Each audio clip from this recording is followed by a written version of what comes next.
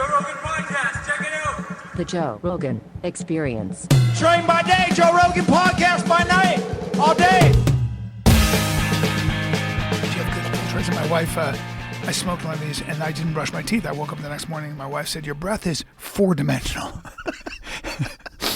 You didn't brush your teeth before you went to bed and you smoked a cigar? Of course I didn't brush my teeth before I went to bed. Give a fuck. You know what I mean? You're married. She was like, I love you so much. Your breath is four-dimensional. Ooh. You know, these fires. I have two small children now. Because what you want to do is you want to get divorced and then you want to get married again to a woman who's 23 years younger and then have two more kids because that's good. And then definitely takes a lot of financial stress off your back. Dude, there's no financial stress at all. It's great. You know what? If I hustle till I'm 80, I'll be fine. Anyway, it's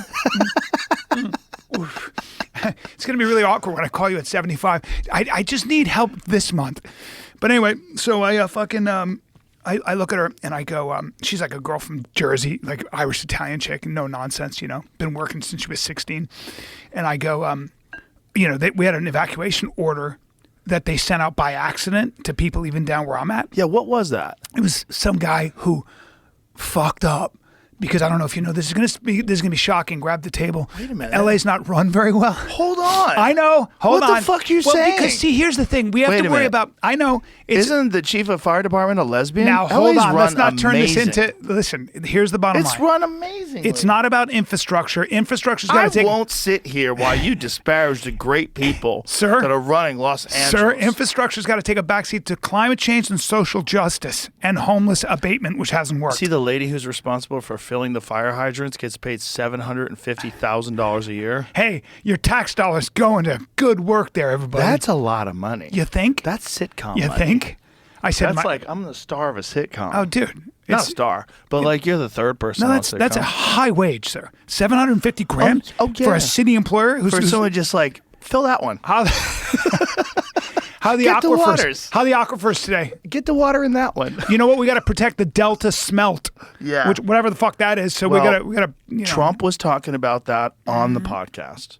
On the podcast I did with him, Trump was going on this long rampage about Los Angeles and the fires and how it all can be prevented and they could have plenty of water. He explained the whole thing, and he's right. Here's my whole philosophy. You guys know, that we have a tinderbox.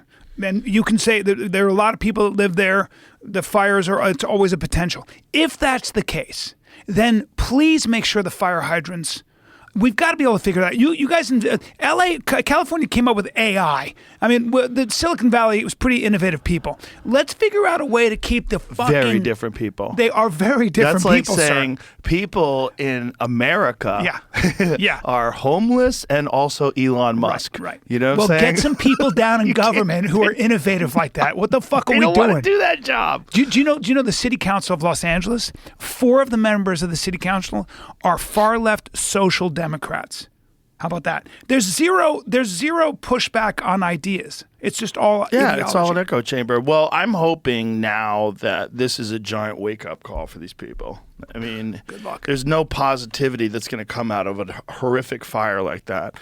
But at least it'll wake. Because look, that area, Adam Carolla was on someone's show talking about this, and he said something that's like very. I think he was actually doing it himself. Yeah, about permits. Yeah.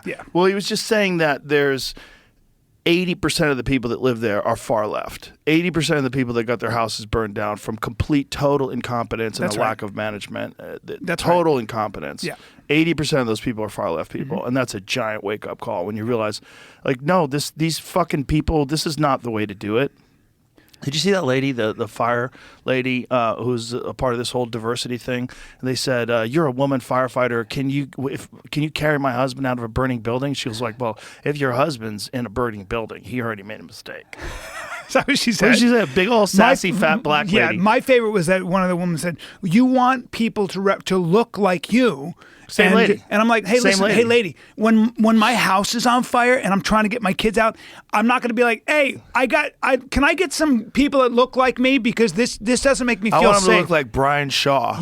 So I do want I. him to be coming so through the fucking wall they can be looking white like as the driven Juggernaut. snow. Okay, want him to look like- if they look like a White Walker and they can get me out of that fucking fire, I'm in. I want I want Brian him to Shaw. be a giant dude who can carry people. with a mustache that goes like yeah, this. Right? fucking handlebar. I yeah. love firemen. Yeah. I'm so gay that when I saw they came by, I saw some firemen and I didn't know what to do. I wanted to say something like, "Go get them, guys," or something like that. And I literally went like this. I saluted them. I went. That's good. It's a little embarrassing. It's an acknowledgement. Yeah, but my wife, You know? my wife is so funny because my wife is very handy. And I said, and we had an evacuation order. I looked at her and I go, I got to go do Joe's podcast and then shoot my special at the mothership, but I feel guilty about leaving you here. And she goes, what are you going to do? You can't change a tire. I got this. I was like, all right, see you later.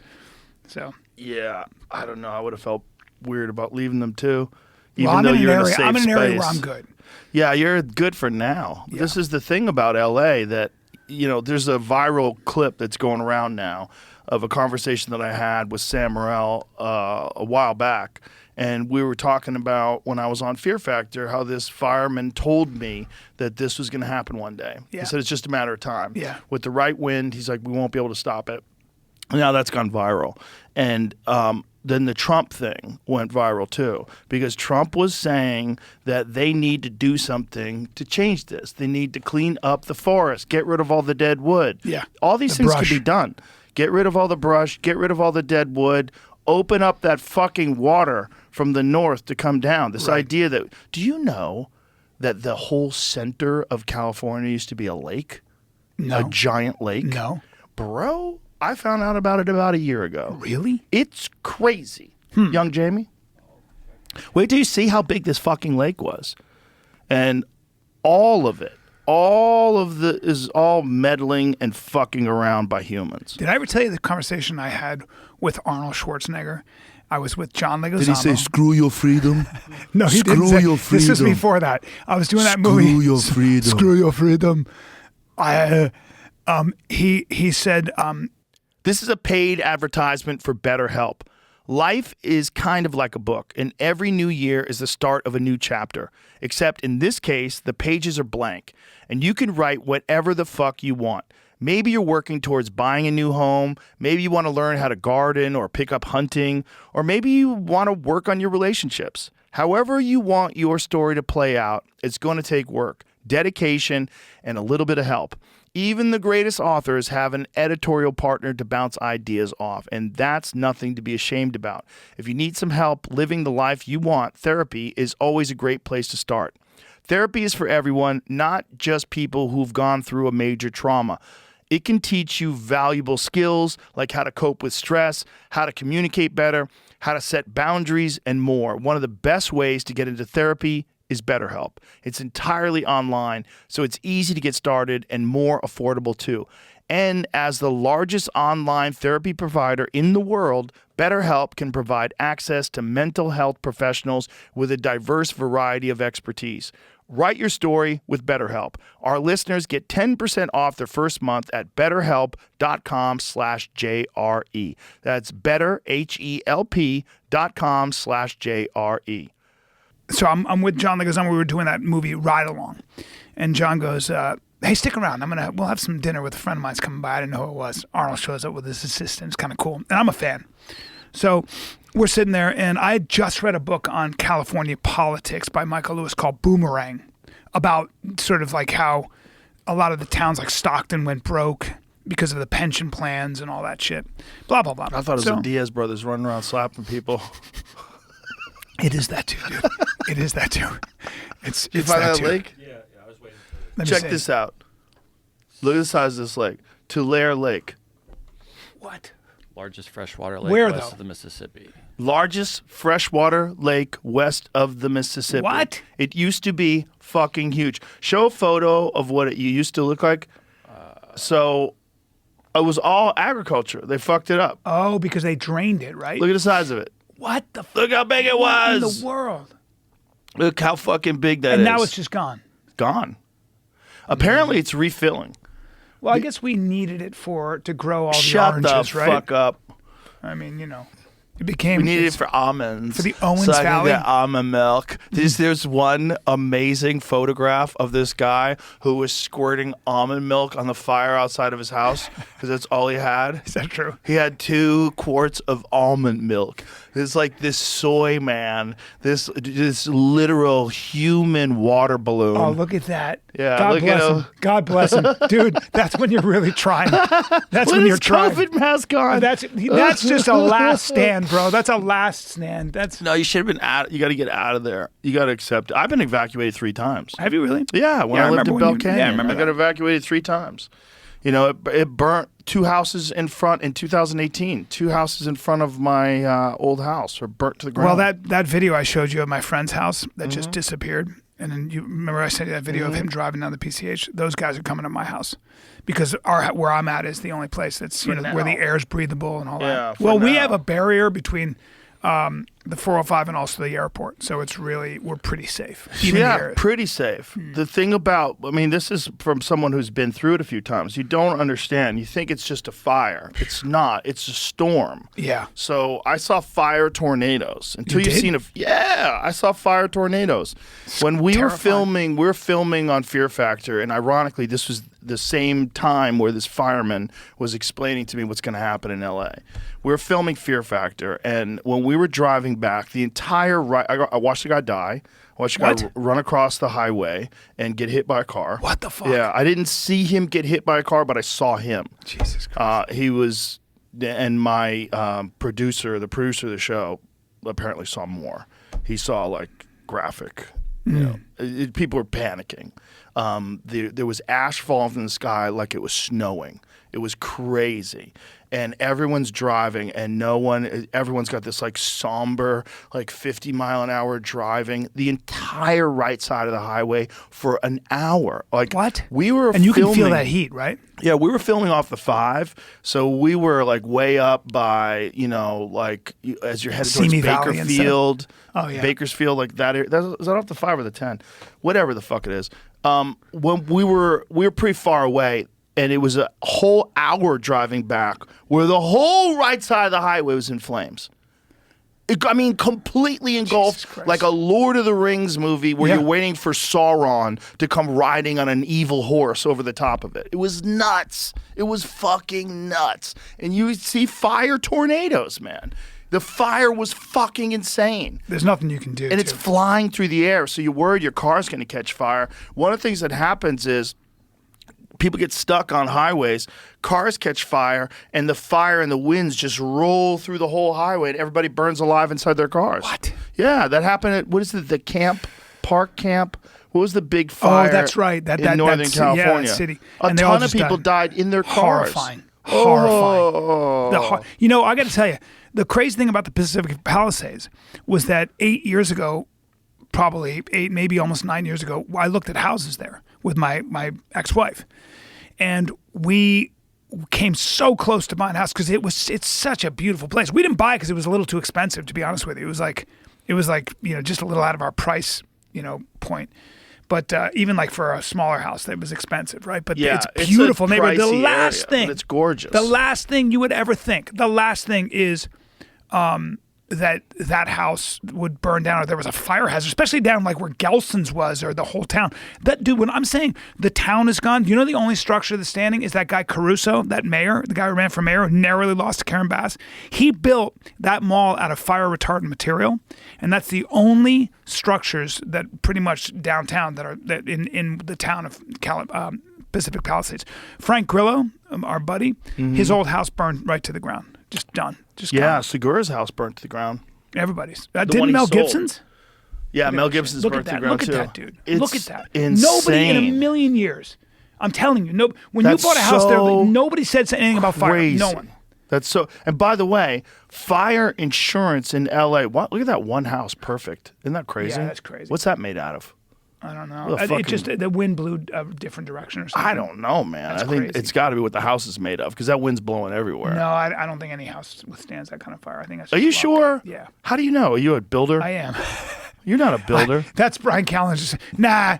I don't believe anything can. Can't stand you that make kind a of house out of all concrete? It doesn't matter. The How's inside that will one burn. house? Look at that one house. That guy. That's that guy a should question play of wind, the fucking man. lotto, son. No, that's wind. Look at that though. But here's the Look at thing. that, look at that. You don't want to live there now. If you're that house on the corner and everything you look at as devastation, Well, the you don't schools are want- gone. Right. The schools are gone. But here's my other thing. Here's the question I have. Okay, so you see that, right? Now, who is going to rebuild there, and who's gonna finance it? Are you And going to then get? what kind of insurance? You're not going going to to be able to get. So are you going to get insurance, or is a bank going to finance that? Would you want to rebuild there when you have to wait for a gas station, for a grocery store? There's nothing there. Right. So to me, I don't know what happens to that very valuable property.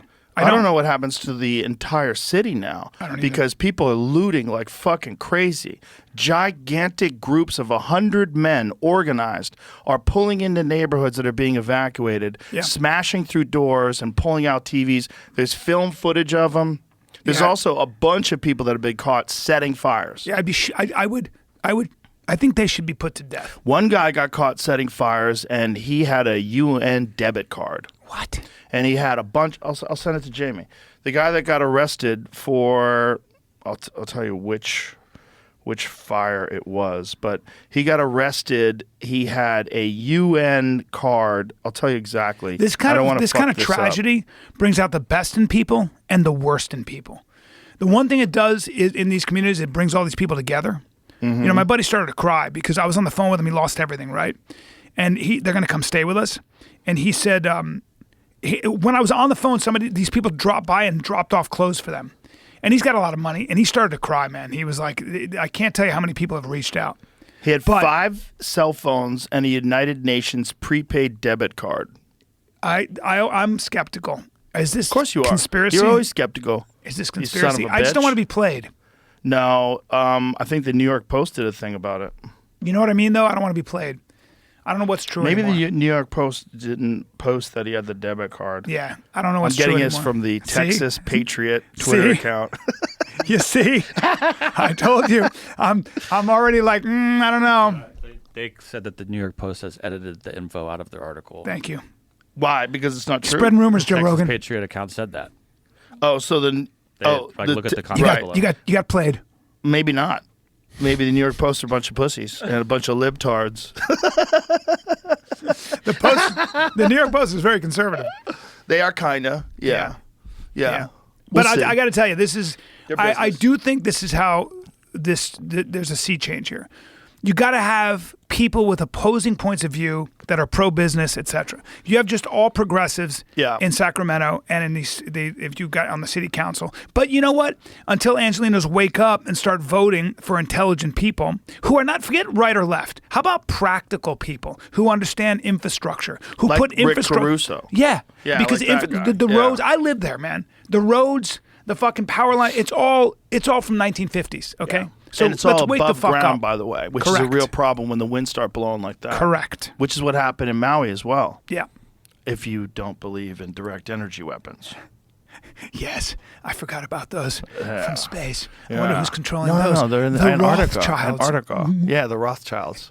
Yes. Just a cabal of Jews. Yes, the invisible circle of Jews. That's what every conspiracy theory always goes right back to that. I'm just saying. Yeah. I'm like, all right. But, you know, the Mossad and the IDF and, like, the influence on politics is pretty well established. Like, there's both things. It's like, no, it's not the Jews aren't the problem in the whole world. No. And when everything goes sideways, people always do start blaming the Jews. Always. Did we ever figure out who said that to us? Was it Jordan? Was it Jordan who started talking, or was it Gad Saad who started talking about it's one of the marks of a collapsing society when they start blaming everything on the Jews? They blame the Black Plague on them. They're like, you guys cover your wells. My thing about that is whenever people go bad on the Jews, I'm always like, yeah, do you like Hollywood?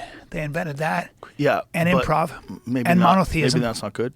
But then also... And stainless steel. Did they and invent virtual stainless reality. Steel? Yes, and Well, virtual reality. Listen, they And have laser more... beams. Eastern European Jews have more Nobel Prizes than I think any other ethnic group. They're incredible. Yeah. Nobody wants to. Incredible group of And humans. let's just talk about art and everything else. Einstein, Freud, it just goes on and on. So, You're going to have How many people, comics? How many comics are Oh Jews? my God! Jesus Christ! Some of the funniest people of all time. One of the greatest of all time, Lenny Bruce. Thank Jew. you. Groundbreakers. The literal starter of this whole thing. Groundbreakers. Yeah. Yeah. So I always say that But you're going to have very innovative also people. probably funding Epstein, but also probably running a gigantic blackmail ring where they have control over all the politicians in the country. I might be doing that too if my survival depended on it. Especially if you're smart and you're like really good at chess. You're like, I know what to do. These guys like to fuck. Let's set them up. Let's set them up. What have we ever Has there been any? What is with the list? Here's my theory on the Jeffrey Epstein thing. See what you think. Oh, I'd love to hear this. Okay. I think that the people are so powerful that I know in certain cases the lawyers go to the lawyers of these powerful people and they go, "How you doing? Now, we got some evidence that your client, who's a family man and everything else, was banging girls on Jeffrey's Island. Getting pissed on. Yeah, whatever it is, bro. Getting his nuts put in a cinch. Sure. Little kids are shitting in his mouth. Sure. Hey, dude. Hey, hold on. What kind of podcast is this? Look, Why'd you they're have to doing bring it there? drugs. They're doing drugs. They're taking wild chances. As I put this shit cigar in my mouth. These are good cigars, right? Delicious. Shout out to Foundation Cigars. Yeah, it's great. But I think what happened was there was a lot of money, and every one of those fucking people got paid off. I think it just went away because there's money. They came to these really rich people, and they were like, "What's your privacy worth? What's your reputation worth? How about 10 million? How about 20?" Well, this is the whole suspicion as to why the guy who was the CEO of Victoria's Secrets gave Jeffrey Epstein a fucking $60 million mansion in Manhattan. And control of his whole estate. Yeah, and then there was the other guy who was some big CEO who gave him $150 million and had to resign. Yeah.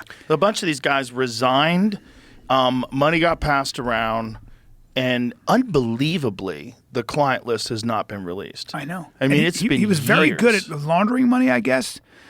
And he was also... Was he even, though? I don't know what he really did.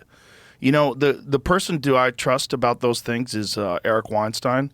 Another Jew. Yes, Another Eric. brilliant Jew. I love Eric. One of my Eric, favorite too. people. He's amazing. Yep. But when I talked to him about it, he actually met Jeffrey Epstein, and he said, and Eric is just way too smart. Yeah. You know, he's not a guy that you can fool. Right. He was like, this is a construct. What's Right going away. on? That's what he said. He said, this guy's a construct. He said that he had a woman, like a 21-year-old girl that was sitting on his lap, and he kept kind of like nudging his knee up and down to make her tits bounce a little bit. He kept doing that while he was talking to him. He's like, what is this? And he's like, also, this guy does not know what he's talking about when it comes to finances. Wow. You know, like, Eric's a legitimate genius. Correct. You know, a mathematician. You can't lie to him about stuff like that. I would tell you his theory on what he thinks this whole thing is. This whole, it's a simulation or whatever. You ever hear because so Newton, there's Newtonian physics, right, which is this matter here, and then there's quantum physics, study of the electron that Einstein was the pioneer of, and blah blah blah. So Einstein was working on what's called a theory of everything, which was the bridge. How do you? Because a lot of times the rules in this ether, in Newtonian, in the world that we live in, are different when it comes to gravity and light than they are on a quantum level. So what is the bridge? How do we bring them together? How do we reconcile both realities? Right. So that's the theory of everything. So Eric is obsessed with that and kind of works on that. Well, he made his own theory of everything. Yeah, so his idea is that maybe the singularity is already here, and maybe we're already machines, and we are, so watch this, so we're already machines replicating better machines, better versions of ourselves. And it's kind of an interesting, because it kind of full dovetails with Buddhism, right? So watch this. I'm going to do an experiment on you that a Buddhist Rinpoche will ask somebody. Should I get prepared? Get into lotus position. There it is. There it is. Dude, good breathing. I'm ready. Good breathing. I was watching this guy too much yang energy. doing Bring your yin in. DMT breathing today on Instagram. He was explaining how to spike your DMT and communicate with entities, and he was saying how you compress your balls and your asshole and all your sex organs, and then through your abdominals, and you exhale all your breath. Good. And then you breathe like this.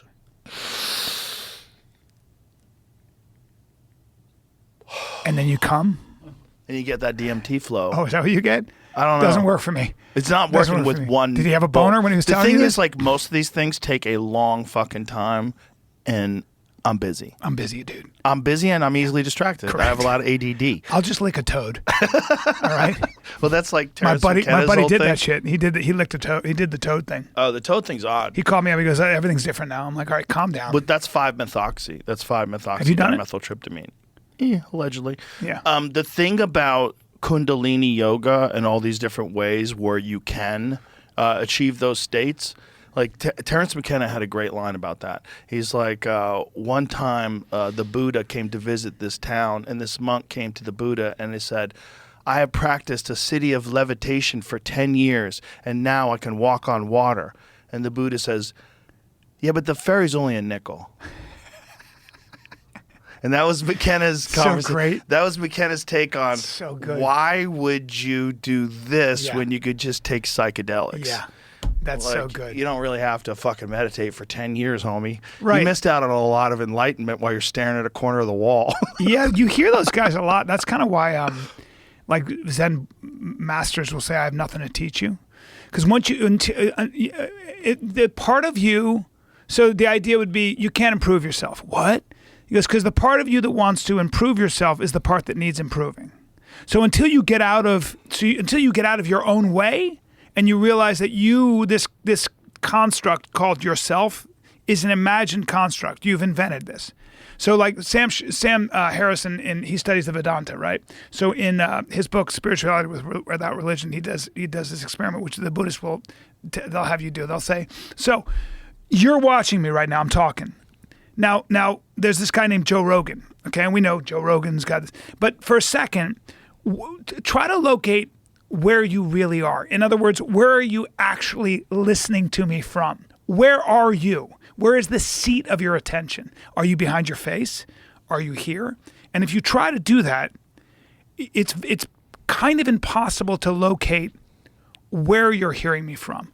There's this sort of echo, this idea that you're This not is a lot of mental jerking off. I'm right here. Sir? I'm looking at you right Sir? here. I hear you. You know how I know I hear you through my ears? Because if I plug this one up, it sounds different. And if I plug both of them up, I don't hear you at all. You're still attached. I'm assuming the sound's coming in here. I'm right here. I'm talking to you. You're still attached to your physical This self, is all sir. like You're still the attached. children of rich kids who sit around pondering the Dude, universe. this is Buddhism, man. Come on. You're not even a good they, student. They take a backpack and they go on a trek and they stay in hostels because they're amazing. I turned to the other room. He's not ready yet. He's not ready. We have to break him down further. Yeah. No, there's something to that. All bullshit aside. Yeah. It's There's a really, something to it's where, a weird where exercise. Are you? Yeah. Because the idea would be you can observe your brain, so you can observe your thoughts, you can Yeah. observe your body, and you can observe your emotions. You can actually step outside and watch that stuff, and they get really good at that. Like they get really good at realizing that you're none of those things. You might be the observer, whoever that is or whatever that is. And that's kind of where it's a kind of an interesting exercise. That's why you see these dudes, that monk who set himself on fire, right? In 1963. The Vietnam right. photo? Now David Yeah. Halberstam from the New York Times said he didn't make a sound.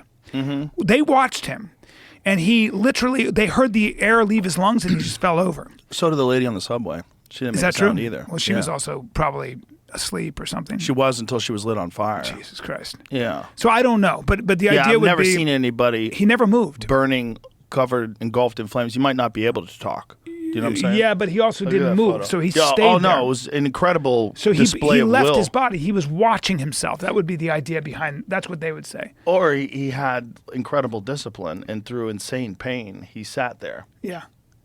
Well, have you seen those videos? How about when the Indian Army went up? This is recent. That is such a fucking crazy Jamie, photo. bring up the Pull that Indian photo- Army. Hold on, pull that Yeah. photo back again. It's incredible. Look how insane that photo is. That guy is just sitting there, completely To engulfed protest in flames. the way the president of South Vietnam at the time, who was a staunch Roman Catholic, was treating Buddhists, and he said, "Please have some compassion," and lit himself on fire. What a Jesus bad Christ. motherfucker! Now, that's a good argument for celibacy, because if that guy's getting a lot of pussy, he's not gonna Well, that's light right. himself on fire. Because you're attached to a sensation. Yeah, it's So they fun. rid Looking themselves forward to of it again. Yeah. Looking forward to I have a long titties in way your to mouth. I have a long, if you burn me with this cigar, I'd be like, "Fuck it," you know. I can't do that. Playoffs. We're talking about playoffs? You bet we are. Get in on the action with DraftKings Sportsbook, an official sports betting partner of the NFL. Scoring touchdowns is key to winning the playoffs, and you can score big by betting on them at DraftKings, the #1 place to bet touchdowns. Ready to place your bet? Try betting on something simple like a player to score 6. Go to DraftKings Sportsbook app and make your pick. New DraftKings customers can bet $5 to get $200 in bonus bets instantly. Download the DraftKings Sportsbook app and use the code Rogan. That's code Rogan for new customers to get $200 in bonus bets instantly when you bet just $5. Only on DraftKings Sportsbook. The crown is yours.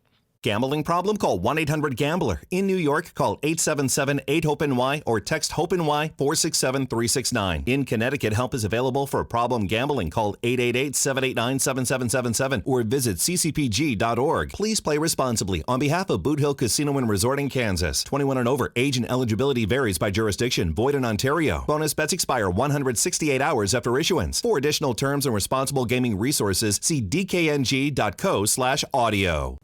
Yeah, I think all those things are tools to try to break out of the ego, right? It's all the problem that most people have is they think about themselves all the time. And the worst version of it is extreme narcissism, and sociopathy.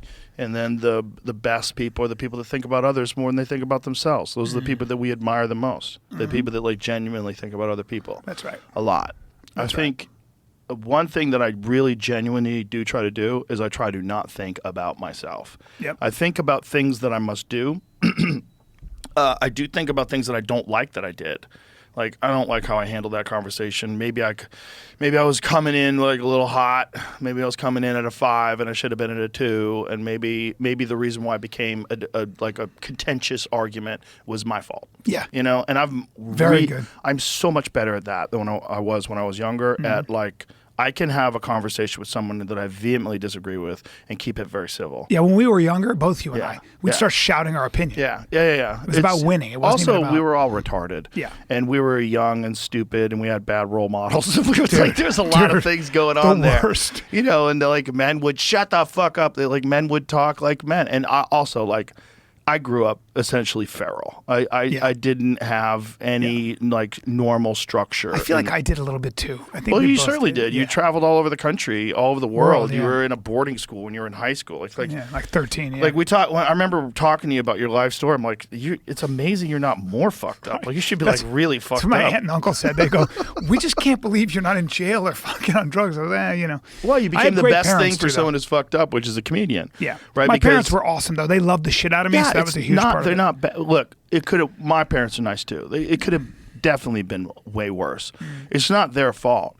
They had a child in 1967. That's right. And everybody was retarded back then. That's right. And their parents went through the fucking depression. Yeah. So everybody was it was a vile time. Yeah. With so many different aspects of our society, with violence and crime, and it was, no one knew what the fuck was going on. They had just killed Kennedy. It was it wasn't a time. World War for II was fresh, true destruction. Fresh. Vietnam was genocide. ongoing. Yeah. Right. So it was a time of great confusion, and I don't think you could ever compare. It's like.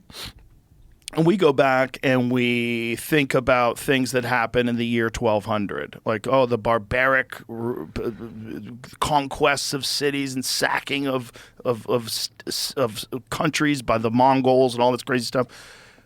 It's a different time. It's a different time. There's different people in a different time. Our parents grew up in a different time. We are growing up in the most strange time because this is coming out of this barbaric sort of primal history and recognizing in some strange way that we're more connected than ever before. And the electronics are bringing us connected, but also disconnecting us at the same time. So there's this bizarre struggle for interhuman communication and personal communication and learning how to in exchange ideas with people and talk to people in a civil way while you're also you're more informed than ever before. More informed on human behavior patterns and psychology. We're seeing it play out right before our eyes, where you had a total polar shift of some of the key tenets of the left and the right, where the left is all for a war, the left is for censorship, the left is for whatever pharmaceutical drugs they're trying to push. Top-down authority. It's crazy. And fidelity to authority too. Yes, like just blind yes. fidelity. Blind fidelity. And also to authority. the left has also become very good at destruction in a lot of ways. I'm not saying the right doesn't have its problems, but the left has become, like you and I were talking about this, like if you disagree with the left, they will come after everything. Everything. The right kind of goes, you're an idiot, and they'll make fun of you and do a meme about you. Yeah. But the left, and that's what I call the make or break machine. If you look at, and this is one of the things I talk about with my specialists, that just, you take Caitlyn Jenner, who came out, Bruce Jenner has an operation for eight hours, comes is Caitlyn Jenner. A minute later. 8 hours? It was an 8 hour. The first one was about 8 hours, right? Face? On the face. Did a great job, by the way. By the way, how about this? Can I just say this? Like, don't say you'd fuck her. No. Take it easy. But I'm just saying. Don't say it. I'm just saying. You're thinking of saying it. How about a little something for the surgeon? He should have won Artist of the Year. Bruce Jenner, 65-year-old man, looked like a 45-year-old woman. Came out of it. But a minute later, won Woman of the Year. All right, dude. Listen, we all have our taste, okay? I'm sorry. I like 45-year-old ladies. That's why I'm looking at you this way. I like me a hot 45-year-old lady. I'm saying with makeup on Glamour magazine, look very good. Like a well-kept 40s lady, Sure. goes to the gym, does squats, That's looking what I'm talking good. about. Yeah. A real athlete. Hanging on because she wants to hang on. Every you know bit what I'm of saying? 6'2", maybe 6'3". When you're 23, you don't even have to hang on. You're just there. Mm-hmm. You're perfect. That's why I don't take any advice on health from 26-year-olds. Yeah, Should I eat your more berries? Shut the fuck fucking up. mouth. Yeah. Shut your fucking Yeah. mouth. Come get into my body for a With second. your hydrogen water. You shut your fucking Yeah, mouth. fuck off. I got to warm my feet You're up in the morning. 24 years old. Exactly. You were just born. Do you you were have just this- born a matter of months ago. Correct. Shut your dirty mouth. Correct. I'm calcifying, motherfucker. And none of your shit's going to help my calcification. I'm I dying. have arthritis. So do I. Yeah. So do I. I got to warm my feet up Sure. before I get out of the car. Okay. I have a whole thing about that. But, that's the reality of getting older. Well, you're going to be beat up, especially if you work out a lot. Yeah. There's just no ifs, ands, or buts about it. Yeah. Shout out to Ways to Well for keeping me glued together, though. I got to get involved. Yeah, you're going to get involved. And get some peptides and all this stuff. I was talking to Zuckerberg yesterday. And he got his knee reconstructed. I said, did you get on any peptides? He said, no. I go, do you hate healing?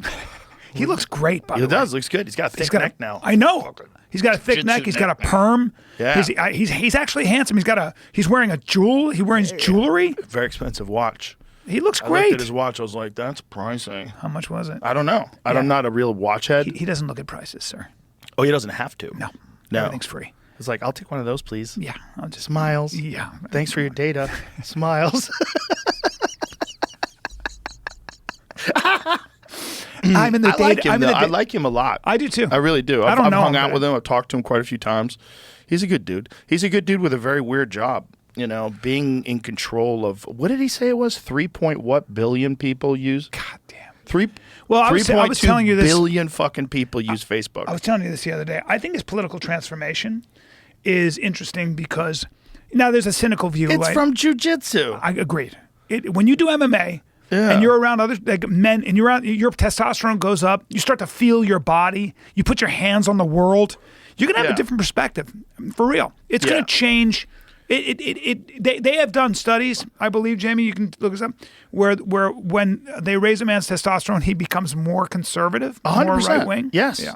Well, listen, man, and it's also a nice lesson to all those nerds out there that think they can never be a beast. It's not true. It's not true. You don't have to hate people that are like physically competent and Come join the party. formidable. You Yeah. can be one of them. Yeah. And I always bring up Mikey Musumeci just because he's awesome and he's a brilliant guy who's like wears these thick glasses, He's always amazing. smiling, Yeah. and he can fucking kill everybody in the room. Correct. Like Zuckerberg's on his way to becoming that. Yeah. And he was, if you go back just a few years ago, was a he's like this fencer. nerdy guy. Yeah. Who's like really smart but not really physical. Well, and he's now spent his whole life up here. Now Yes. he's down here. Well, he's talking about it. He was talking about it on the podcast yesterday that he loves training because it gives him a chance to express this side that has been demonized in our culture. yeah. You His know, and voice it's- sounds different even. Yeah, he's becoming a man. Well, fucking bro, men are raised by women. in our schools and stuff. And because of this, probably in the past 30 years, masculinity was always considered was they were taught it's a liability. Your It's also aggression, the your corporate competitiveness, environments. all that stuff. Sorry. Corporate environments, Yeah. which have really like put the brakes on masculine behavior. And we talked about that yesterday too, that like that's actually in some ways a good thing because it gives women this opportunity to excel as well. Yeah. They shouldn't have to like become a man in order to get they shouldn't have that sexist perspective Right. imposed upon them. And so, but it's like everything else. It's like an overcorrection. Yeah. Like you have things go completely this way and then they come back. Like woke. Like the woke ideology. It went so far right or so far left. Now it's kind of swinging back. Well, the and it's woke going right. ideology had a major problem, which was it was reductive, right? It would reduce Yes. a complicated world to a binary world, which is ironic, by the way. But it would say, I can solve all this. There are oppressors and oppressed. There's power and powerless, black and white. And Also, there's that's no all it was. forgiveness. It was zero forgiveness. Zero Don't forgiveness. apologize. They'll really crucify you. And you can't, there's no retribution. There's no way to come back. But my 13-year-old son, you can see these kids now at 13. Don't start talking to him about this shit because these kids are like, they figured it out at 13. I'm telling you. My Yeah. son was like, I don't like this shit. Yeah. I want to do jujitsu and wrestle all the time. Fuck off. Also, podcasts. Correct. Yeah. Correct. They get to hear actual men who've made it through the maze Yeah. and aren't a bitch. Yeah. And they go, hey, wait a minute. That guy seems really nice and having fun. Competent. And he's an actual man. Yeah. Like there's real men He out does there. shit that's fun, too. Yeah, He's good at fun, stuff. Good like, at stuff. Has a good time. Yeah. That's the point. Stop crying all the time. Why are we fucking... Oversharing? Yeah, why are we promoting and propping up people who fucking cry all the time? Listen, I cry. I cry if I'm happy. I cry if I'm sad. Yeah. I cry when I think about my dogs that have died. I have a whole joke about that. It's like, there are a couple of things. My whole joke is this. I can't call my friends. I had this joke. I was like, if I call my friends and I'm like, I'm sad, my friend's gonna Call go, me you bitch." got the wrong number, pussy. And it's like, Joe Rogan, that's a mean way to talk to me, But it's true. I remember one time I called you. This is fucking great. I called you, and I remember my audition went bad, and it was like the third. I would get right there. I was about to. And back then, remember, if you got a TV show, your money problems were gone for a while. Oh, yeah. All I thought about was I get to drink great wine and buy a fucking house and take a minute, right? You're thinking of a nice Remember car. that? And I fucking called you, and I go like this. I go, fuck, dude, I don't know. I was good, and he goes, you can't be good. You got to be great. I go, I know. I don't know. I don't know. I just can't. I can't figure it out.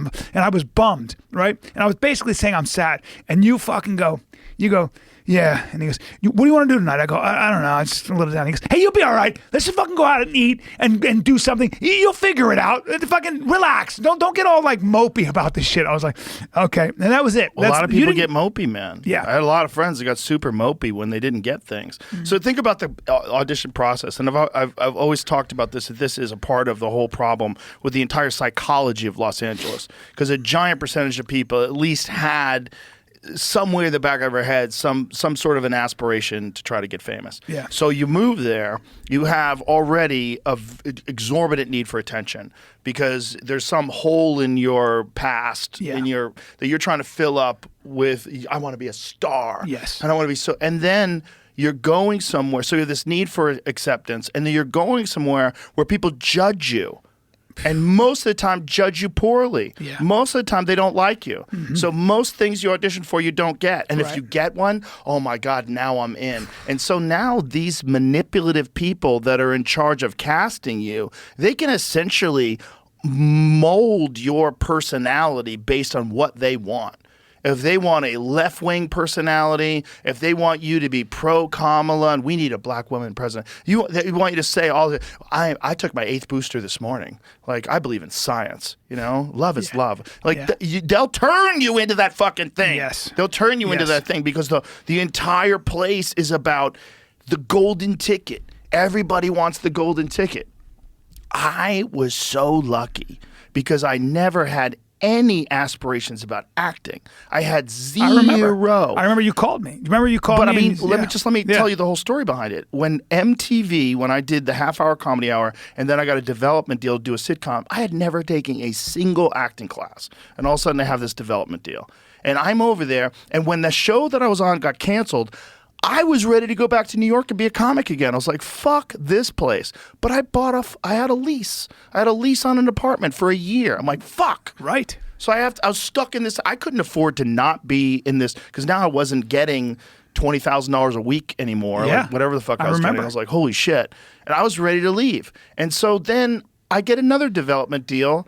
And then I auditioned for the second show I ever do. I only had 2 auditions ever.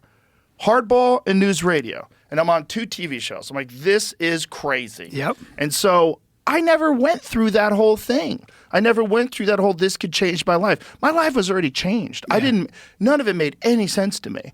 I was making all this money. I had a Toyota Supra Turbo. I was like, this is crazy. Remember you bought that Acura, the new Acura? Oh, the NSX. Yeah, dude. I loved it. You used to pick me up in that shit. I was Ooh, like, it what was like the a fuck? little jet fighter Yep. car. I loved it. But it was just like, for me, it was all gravy. So I was watching everybody scramble for this thing, and I was examining the psychology of it and how it affects everything. Because when people didn't get auditions, when they went on auditions, then you went out to dinner with them that night, they were so depressed. That would be me. Oh, you all Years. the time. You all the time. You wanted it so bad. I remember we I were didn't at the think there was Comedy any Store other one options. night, and I remember telling you, like, why don't you just do stand-up? Why don't you just throw yourself into stand-up? Yeah. Like, you're so funny, dude. You're so good on stage. But when you get up there, sometimes it's just like, I feel like you're auditioning for a show. Yeah. That's what I felt like you were doing when Yeah. you were doing stand-up. Yeah. Like, you didn't want to be crazy. But then off stage, you would say you'd say silly things. You'd be like much more vulnerable and ridiculous. Yeah. And that was the funny Bryan Callen. Like, you just throw yourself into You this remember thing. when I was doing that? I finally got my own show. I'm doing those shows. I was like, hey, fucking dude, I don't like this. I want to do stand up now. Yeah. Now I told Yeah. you, the cool thing about being 57, I'm enjoying stand up more now than I ever have. Well, you're smarter now. Yeah. And Dom Herrera said this to me years ago. He's like, Joe, he was like in his 60s at the time. It's like, Joe, I've never been sharper than ever. You just keep Yeah. doing it and you keep getting better. We're so lucky we're comics. We're so lucky. So lucky. And he was better in his 60s than he was in his, he was always Hilarious. great. He's in his always, 60s, hilarious. I paid to see Dom Herrera before I ever did stand-up comedy. Tom was the best. Tom good. So did I. Did First, you? I was in college, and I was at the Improv in New York, and my father took me to. We sat there and watched Dom Herrera. I remember that's why when I come off stage at the Laugh Factory, and I was still a little in awe of Dom, and Dom goes, "Bri, come over here." And I was like, oh, maybe he's going to give me some pointers, And I go over there. He goes, you know what I love about your act? I go, what? And he goes, you don't go for the laughs. I was like, you motherfucker. Dom's the best at that. He's the hilarious. subtle diss, the comedy diss. I became friends with Dom. Well, I think I'd actually done an open mic night or 2 before I met him. But or before I was paid to see him, rather. But then, not that long afterwards. So this is like 4 years later, like 92. I was working with him in Montreal. We did the. That's intimidating. Yeah, it wasn't though. He was super cool. Yep. Maybe it was a year after. He's a real comic, man. Real comic. So maybe it was 93. So maybe it was like 5 years later. So I'm like real raw in comedy, but I had my feet under me at that point in time where I had some material that could kill. Like I wasn't a really good comic, but I had a few jokes, especially sex jokes, that were bangers. kill it, They yeah. were bangers. And so we did Montreal together, and then I was in Amsterdam Billiards. This is in my almost became a professional pool player stage. Like if pool was a real career like golf, I would have become a pool player. Yeah.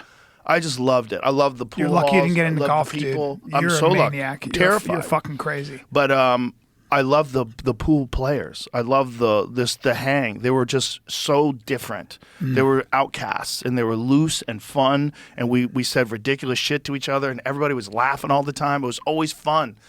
And I was playing pool every night. And so I had a gig, and before the gig, I think, or maybe after the gig, I went to Amsterdam. And Dom Herrera pulls up, and he's got his own cue. And I was like, Dom, you play pool? And he's like, yeah, you play pool? I go, I fucking love pool. I go, let's play some pool. And he was good. Wow. We were playing straight pool. which is like the type of pool they played in the movie The Hustler. It's very rarely played in America anymore, but it's an amazing game. You play with a stack of 15 balls, and you knock off one. The first break is like a safe break, and everybody moves balls around until someone makes a mistake and leaves an opening, and that guy smashes into the balls, and then you run as many balls as you can in order. So it's called 14 and 1. So it doesn't matter if it's solids or Doesn't stripes? matter. You leave 14 balls on the table, and the one ball, like you leave a break ball and then you rack the other 14. And so you shoot the break ball in. The idea is to collide your cue ball into the stack and keep running. So let me give a shout out to Jason Shaw, because Jason Shaw, who's one of the best pool players on earth, one of the greatest of all time, he just broke the world record in straight pool this week. And Wow. I think he ran 839 balls. Jason with a Y, J-A-Y. So he dude made from Scotland. 839 In a row. Fuck. Yeah. He's trying to get to 1,000. That's insane. So he got 832. 832. So the record before was set by Willie Mosconi in like the 60s, and it was on an 8-foot table with big pockets. That was like 500 and something balls. So he beat that. He ran 714 balls. So that was the previous world record he also owned. And then he just ran 832 balls. When I tell you like the concentration involved in doing that, because you're talking about hours of play. I mean, I don't know how many racks of 15 balls is 832. Someone do the math. I think when you get that good at anything, you learn everything about life. Well, he's a wizard. And about yourself. He is a wizard. Yeah. But I'm saying when you master something like that, I'm Yeah. not saying your marriage is going to be great. I'm saying when you master something like that, it's a very good way to really get to know yourself. Here's how great professional pool is right now. He doesn't even win most tournaments. That's yep. Is there a nationality that dominates? No. Filipinos are among the highest level on earth. Why? Do you know? Well, because the GIs went there in the 1950s and they brought pool. And Filipinos learned how to play pool in very tough conditions because it's very humid over there. Oh, fuck. So humidity affects the tablecloth, and the moisture in the tablecloth slows down the roll of the balls. And so you could take two approaches to that. You could either hit the balls hard, which is like the American way to do it, or the Filipinos learn to use the entire weight of the cue and have an elegant, almost like artistic way of playing. They have the most beautiful stroke strokes. versus a hit. Yes, they have the most beautiful strokes, especially at the time. So there was a guy who came over in the 1970s, and his name was Efren Reyes. And he came over under the nom de plume, Cesar Morales. And he was this Filipino kid who was Changed to a different Spanish name. yeah, well, he went from Filipino to Mexican. Yeah. Because everybody would have known him. Right. If they had ever gone to the Philippines. Because in the Philippines, he was already robbing everybody. And like a legitimate wizard, a chess genius, and unbelievable, widely considered, if not the greatest of all time, one of the... it's like MMA. Like, is it Khabib? Is it Mighty Mouse? Is it John Jones? It's one of those deals. One of the absolute greatest pool players of all time. And then from Efren Reyes came all these this Filipino invasion where they were just dominating pool. Like, and big money, like giant money games, $500,000 matches. Fuck. Yeah, a ton of them. And when you have a match, how many games are you playing? It depends. Some of these guys will play like a race to 120, whoever wins 120 games. And they'll play it over 3 days, and they'll do it for $100,000. Wait, a race, 120 games. 120 games of 9-ball. That's a lot. It's a lot. But that's really going to find out who's the better player. So, like, how long would that if you take? and I played 10 games, and maybe I'm a little better than you, you could win those 10 games. Yeah. You could get on a roll. You could get a lot of rolls of the balls where I get safe a few times or I scratch on the break a couple of times. And so that's 2 more games that you maybe wouldn't have won if we were playing, even. And you could win a race to 10. Like the odds of me winning a race to 10 if I was just slightly better than you, it'd be like, maybe 60-40 or 55-45, something like that. Yeah. But when you get to a race to 120, then your odds dwindle. Well, that's the better player always that wins. becomes a physical game too. Yes. Now you're actually an athlete a little Yes. bit. Well, sort of. Sort of. It's I mean, you gotta be- concentration for sure. Yeah, but your body can't break Concentration. down because No, then your it's body gonna- can't break down. The best guys are all fit. You never get really big fatzos No. that can handle. There used to be a guy. What I love about The Hustler, one of the greatest movies ever with Paul Newman, is when Jackie, what the fuck's his name? Gleason. Jackie Gleason said, it really came down to character. He washed his hands, washed his face, and drew a blank, and came back and beat him. That was a really interesting lesson for me as a young man. Guys really do that too. They clear their mind. They go in the Yeah. bathroom. They throw cold water on their face. They wash their hands. Mm-hmm. They change their clothes. They just need something to break themselves out of it. It's a mental game. Like, Jeremy Jones, who's another all-time great, won the U.S. Open, good friend of mine. We were talking about it. He's like, I think it's the most mental game in the world because it's not just about thinking about what happens. It's about execution under pressure. And then it's also about you're controlling the rotation of a ball. Like if you hit it this hard, it goes that far. But if you hit it this hard, it goes that far. And that's what you want. You want the difference between an inch and an inch and a half. It's crazy. But everything at the highest level At the highest is level. those micro adjustments. Right. There's the a reason say- why Magnus Carlsen wins all those chess tournaments, right? When they say when Rafa Nadal, who's one of the greatest tennis players ever, when he won Wimbledon, they're all clapping. He comes in, and the legend goes, I don't know if it's true, but I heard it makes sense. He's coming in, and he's going like this. He goes, I think my grip, I think I want to. He's not even paying attention. He's talking to his coach. I feel like my grip should be just a little bit like that, or still making micro adjustments. You just won Wimbledon. You have to. Yeah. That's what makes them so good in the first place. I know guys who change their grip all the time on their cue. Like sometimes they'll grab it like this with two fingers, and then they change it, and then they turn their wrist forward, and they'll play for a year with their wrist forward. Oh, guys do weird but shit. isn't stand-up like, so I'm going to shoot the special, and I'm going to throw it away, and I got to start again. Yeah. And just because I've done 5 specials doesn't mean it's going to be easier. It's going to be a motherfucker, because I've got to come up with, I got to make sure I don't repeat myself. I got to make sure I'm not You got to have something to say. You got something to say. I You took can't a get whole calcified. month off of stand-up after I did my special because I didn't have anything to say. You have to. I'm like, I got drained doing that thing, especially doing it live. I was Yes. like, this is so draining. And then I was like, let me think about what I want to talk about afterwards. And then, Do you have any ideas now? I've got 25 minutes now. Yeah. Yeah, it's good stuff. It's fun. Do I'm you get having a good tired? time. Do you ever get tired of talking to? Do you ever get tired of doing this podcast, even though you have very interesting people? No, I Never, right? don't. No. Oddly enough, at all the things in my life, this is the one thing that I kind of well, first of all, I choose who goes on it, right? So I'm always looking forward to talking to those people. Yeah. But I love talking to people, man. I like it. Yeah. That's the whole moody loner thing. I don't get it. People to me are awesome. They're interesting. I like being inspired. I like being intrigued. I like trying to Because think you have a lot about. of problem solvers on this podcast. Oh, too, yeah. You know. Oh yeah. Well, I've definitely gotten a unexpected education. Yeah. If you go back and listen to me in 2009 when I started this thing, I was a retard. We all were. Yeah. I think what was interesting is I'd have these opinions and I'd state these truths, and then somebody would Google it and be like, hey, dude, no. It's Yeah. like I had this hilarious, fucking typical Bryan Callen. I'm talking about cows, grass-fed, all this shit. And hey, man, never been on a farm, okay? Never raised cows. The farmer goes, hey, I love your podcast. Brian's wrong about everything he said, but it's cool. I fucking emailed the guy back, I'm talking to him. And he gave me an education. He's like, I mean, what you're saying is just not true when it comes to how you raise cows. And there was 1,000 things, of course, I had no idea. That's the biggest liability, I think, in a lot of ways. You know who you should talk to? You should have Will Harris on your show. Who's that?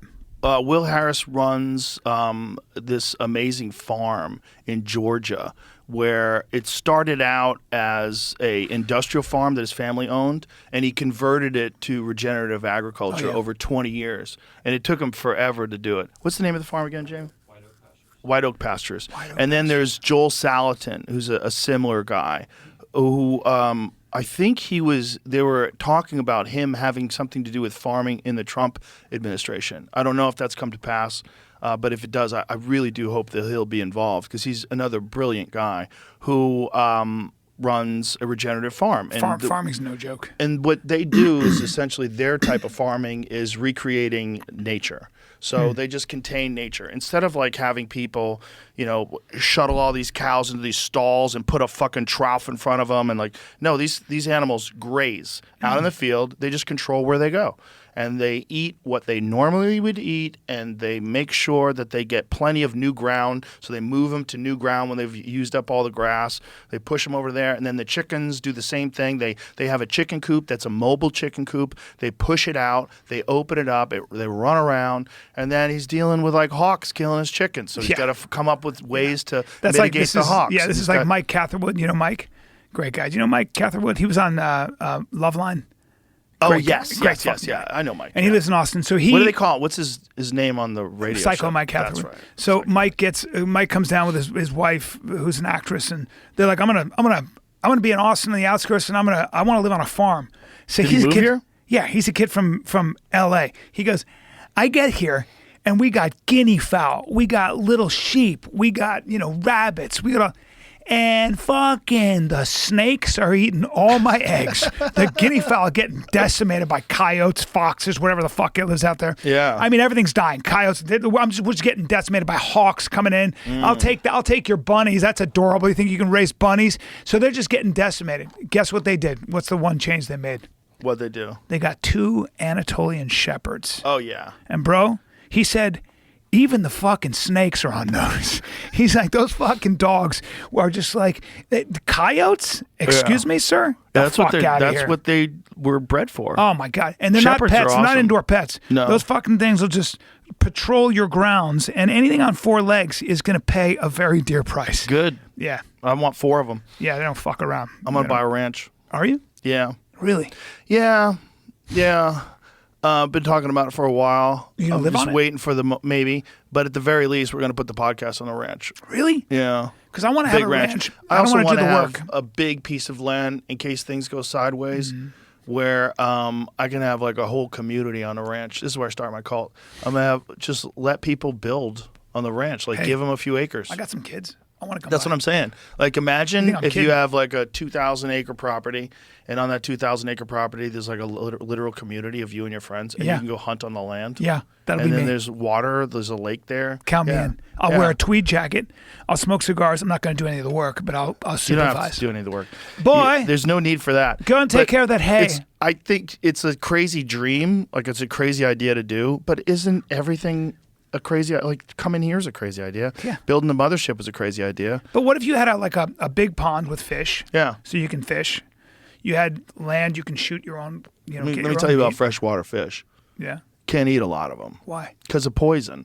Oh, really? Yeah, there's a lot of mercury in freshwater fish. Really? Yeah, there was a dude who, what did he win? He won some big fishing derby. He was a big-time fisherman. He started getting some weird neurological condition. And it turned out it was because he was just eating freshwater fish all the time. And some lakes. So you got to think about rainfall. Like, you remember when we were younger, acid rain? Everybody's Yeah. worried about Oh, it acid went away. rain, acid Yeah, rain. what happened to that? I don't know. It went away. But the thing about it is, like, pollutants in the air, when the rain comes down, it does bring all that shit into the water, and then it stays in that water. You know, so if you've got a lake and that lake gets drowned on with pollution rain, you're going to have a certain amount of toxic elements that are going to be in that water. Yeah, mercury is not good for the Like, human body. why don't you Google how much? Oh, Jamie's already on it. Eating one freshwater fish equals a month of drinking Forever Chemicals Well, water. That's a problem. No more trout for me. See, that's the problem. These forever chemicals. PFAS found at high levels in freshwater fish with most concern for vulnerable communities. So, like, this is a good point about the vulnerable communities, because I was filming a TV show once in Detroit, and we were on the banks of this river that was fucking clearly polluted. And there was all these really poor people who were on the banks of that river that were fishing for food. Yeah. And not just a few, like Yeah. quite a bunch of people that were trying to get their dinner on that river. And, you know, people that really, they needed that for food. They looked real poor. And, you know, there was a white, black, all kinds of different nationalities, Asians, and a lot of people. And I was like, whoa, like Detroit is, at least was in 2012 when I was filming this thing, was fucking scary. Like, Yeah. When you realize how a city, which was one of the richest cities in the country, thereby one of the richest cities in the world in the 1950s during the peak of the automotive industry, and then to see it just decimated.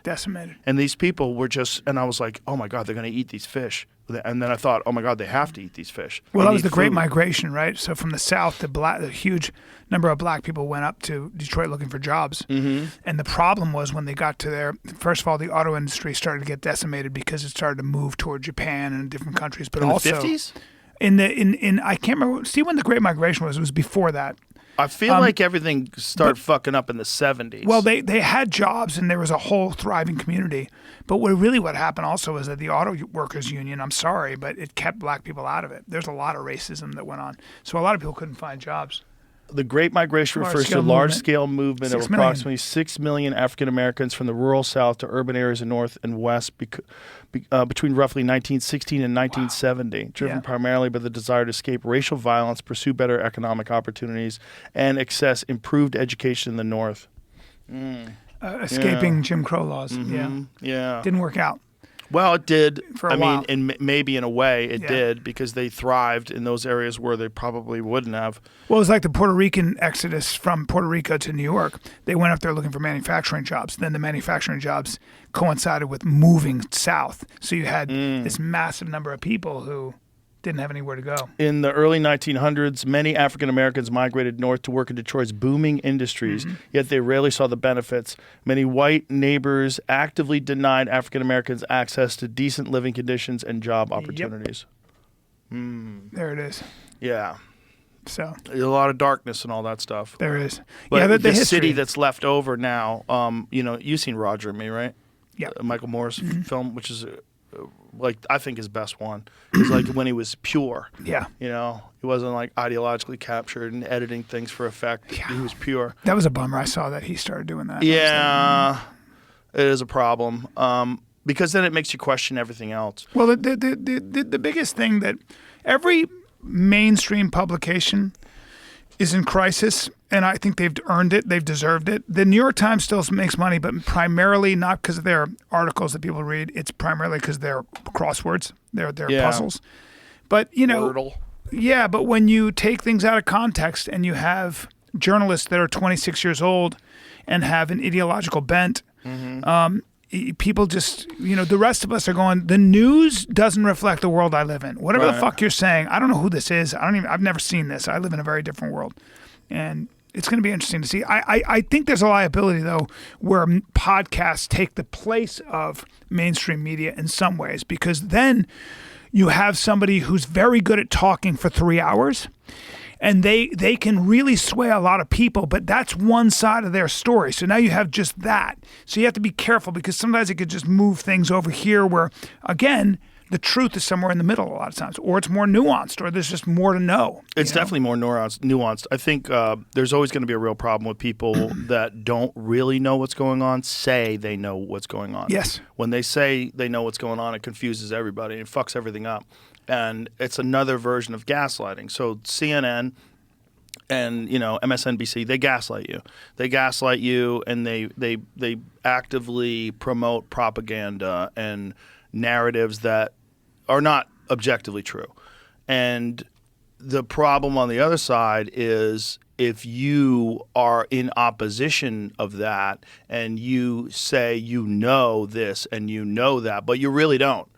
Like, you got to be real clear with what you say.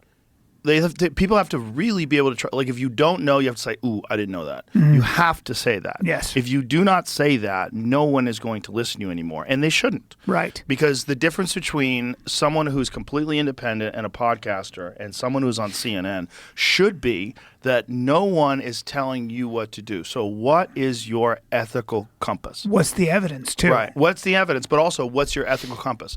Are you trying to win and be correct, or are you trying to find out what's going on? Well, it's also about ratings, right? So It with is, but CNN, it's not. you gotta. Yeah, but it's not, because I don't think about ratings. No, you don't. I'm saying. But that's why I have them. That's right. See what I'm saying? Like, it's not about ratings. Right. Like, ratings come if people believe you. Mm-hmm. Like, if you sit around thinking about the ratings, do you think you would be on? No. No. What do you mean? You be on this show right now. Imagine if I was like saying things. Yeah, how'd that come across? Can we do that again? Let me do that again. You didn't even get it. Yeah, You didn't even catch it. Oh, you fucker. Oh, wait a minute. Hey, you motherfucker. You saying that Mark Zuckerberg and Mel Gibson get better ratings than me? This is bullshit. Occasionally. Yeah, Occasionally they you do. fuck. Look, I like talking to everybody. I genuinely don't give a fuck like You never how have. the show's going to do. I don't think you can. I think if you do that, it'll distort what you do. And I think we've all seen people who fall victim to what they call audience capture. You know, they start getting a crowd. Like you see with a lot of guys, like online, they start saying like a lot of wacky right wing things, and everybody's like, "Yeah, finally, someone's telling the truth." And then they become just like a fucking nickel and dime version. My compass for that is this: whenever I hear somebody say on a podcast or whatever, when they say, "You guys, all those people over there are wrong. I'm the one whistleblower. I figured out. I'm the one." Now you do have mavericks. But I always am weary of when I hear somebody go, the entire medical establishment is wrong and I'm right. And I go, I don't think so. I think it's way. I just don't think you know enough. I don't think you as one person. I'm not going to just put all my bags. There is something called a scientific consensus. Sometimes that could be a bullshit consensus. We can be told that climate scientists all agree. It's not true. It's just how you get funding. So sometimes the incentive structures are there. And the same with the medical establishment. Correct. Let's just be a little bit. Yeah. Let's be a little bit more. Yeah, you can't say you know things because I've heard people who are those kind of people say they know things about me. Yeah. Like, oh, you know, that you can't use your phone on his show. I've heard people say that, like, confidently. Yeah, well, the I've heard CIA people is right confidently behind that door, say though, that he's handled by the CIA. Listen, Mike Baker is my friend, and I'm pretty sure he's still in the CIA. I like him. I have him on because, like, here's a guy who was a CIA operative. Like, let me ask this guy how. And I really do believe he's a patriot, and I really do think he's a great guy.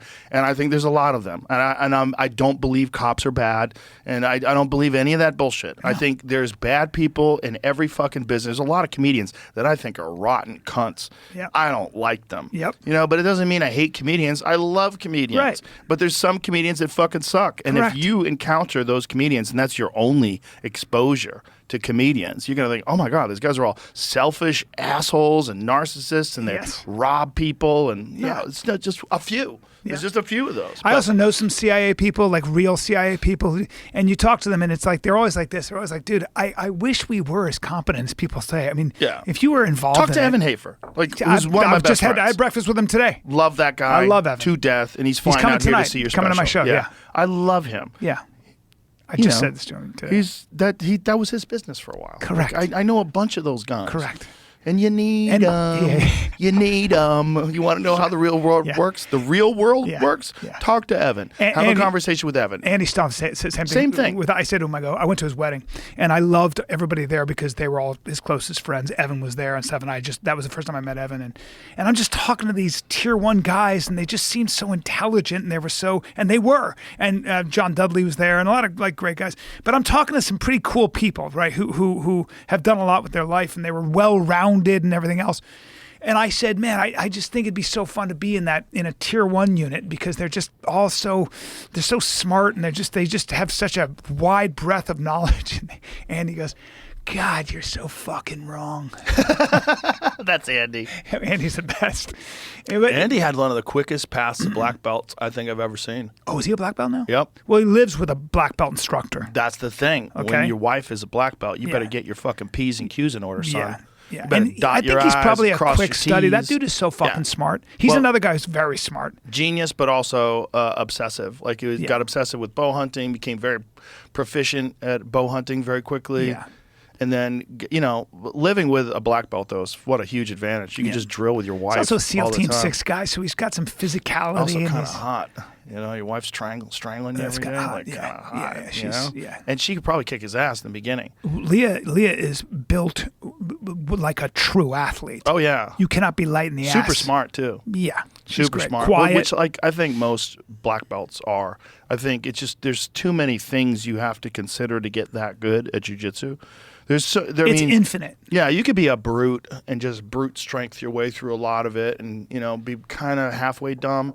and get to black belt. Maybe. My if only you're like a regret is real not physical not going down specimen. that rabbit hole. I train now. I wake up every morning going, Yeah. You don't train much anymore, right? No, It's I too want much. to though. This is the thing. I'm trying to rehab my fucking knee. My knee is the thing that's keeping me from doing it right now. I twisted it when I was hunting this year.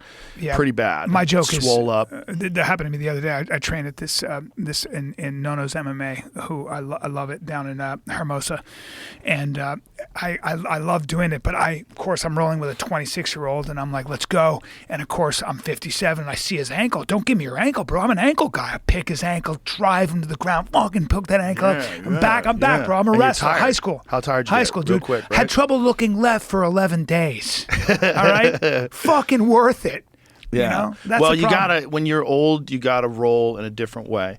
You gotta roll with Jean-Jacques Machado. Mm-hmm. Okay, Jean-Jacques Machado, who was my instructor since 1998.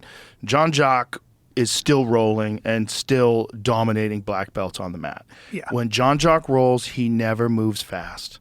There's no fast. Yeah. His knowledge is so wide. His understanding of jiu-jitsu, he's talking to you, Joe Hogan, I'm about to pass your guard. Like he's talking shit to you. Does whatever he wants. But it's smooth and slow, Yeah. and because of that, he does not get hurt. Yeah. He's had a few injuries over the year, but when you deal with like high level black belts who roll on a consistent basis, and Jean-Jacques in his 50s now, he is not hurt. He's still like Incredible. looks fantastic. He's like filled with energy, trains all the time.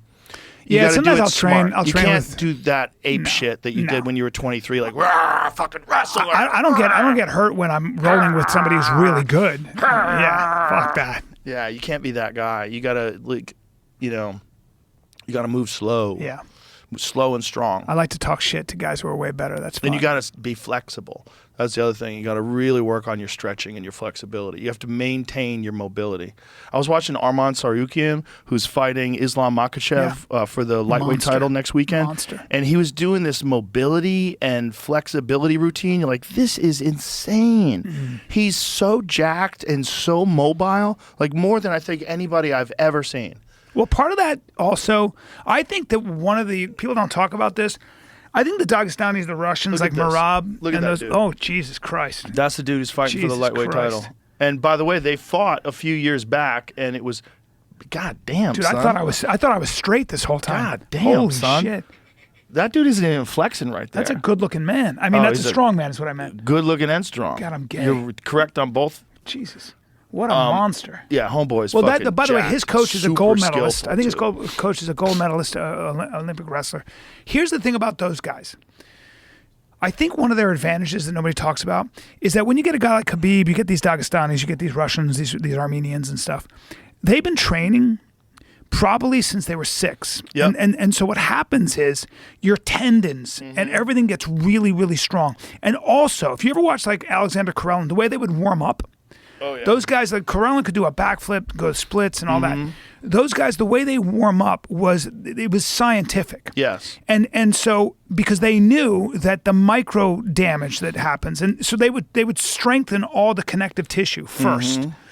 And I think a lot of times, like guys like Marab, guys like Nurma Umar, since they've been training so long, their bodies are different. They feel different. They are different. They're more rugged, so they don't get injured. They don't deal with injuries. I think one of the biggest things that is hard Well, this for is a lot nonsense. of guys. They all get injured. They might get injured. I think they get injured less. They probably or they do. train. They They're- train differently. You're definitely right that their bodies are stronger Yeah. because they've been doing it since they were younger, and that they get developed in that way. Yeah. But they're all the opposite is true with striking. Like, not the opposite, but it's also true with striking that if you start striking when you're in your 30s, you're never going to catch Floyd Never. Mayweather. Never. You just You need that I don't- radar. Well, you need that. Your body needs to be sort of like developed to strike.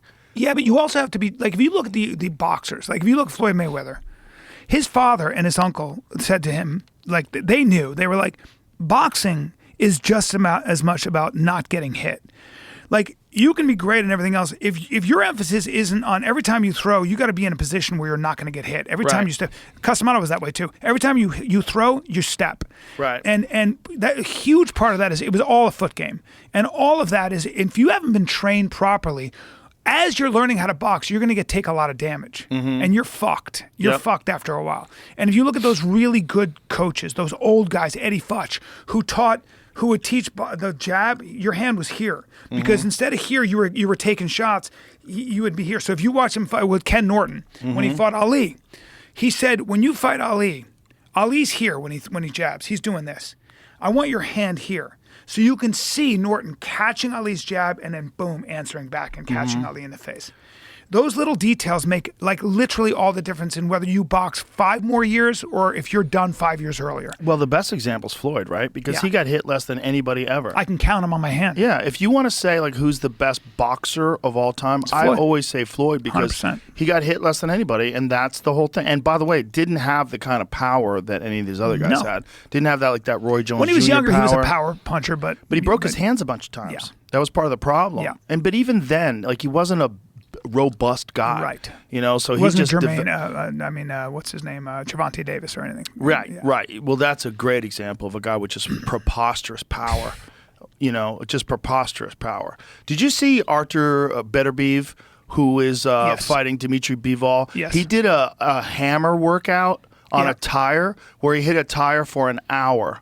He did for an hour. An hour. What? He hit a tire for an hour with a sledgehammer. Those Dagestanis are made of different fucking... He's Chechnyan. Is he Chechnyan? But same shit. Mountain people. Hamzat Chimaev, savage people. Yeah. And he's one of the scariest boxers of all time. The only fight that he had as a professional that went the distance is Bivol. I know. The only fight. And did you see when Bivol would have He was his hands 19-0 up? with 19 knockouts. Yeah. That's fucking insane. When you have your hands up with him, he'll still concuss you. Yeah. He hits that hard. Shot, shot. Just basic too, like 1s and 2s, maybe a hook once in a while. There's a great video where this boxer who was, you know, a world-class boxer, who's a professional, got brought in to box Bitterbeef. And his coach said to him, just do your best. He's like, do my best.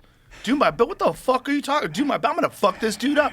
And he goes, and he hit me the first time he hit me. It was like nothing I'd ever experienced in my life. Like it was almost like my body left me, and I was like standing there. That's your job, dude. Beterbiev is hitting people too like this. Yeah. It's all short. Yeah. Everything is short, and it's just But he'll hit your arms. Power. But they'll hit your arms. Oh yeah. He'll break your arms down, and then by 100%. round 5, enjoy that shit. Canelo does a lot of that. He does a lot of that. He smashes guys' arms. I think When the best guys boxer shell up with him. Yeah. You don't want that guy punching your arms. Well, I've always said that about look at his workouts with his wrists and fists. Yeah, it's ridiculous. And this is his warm up.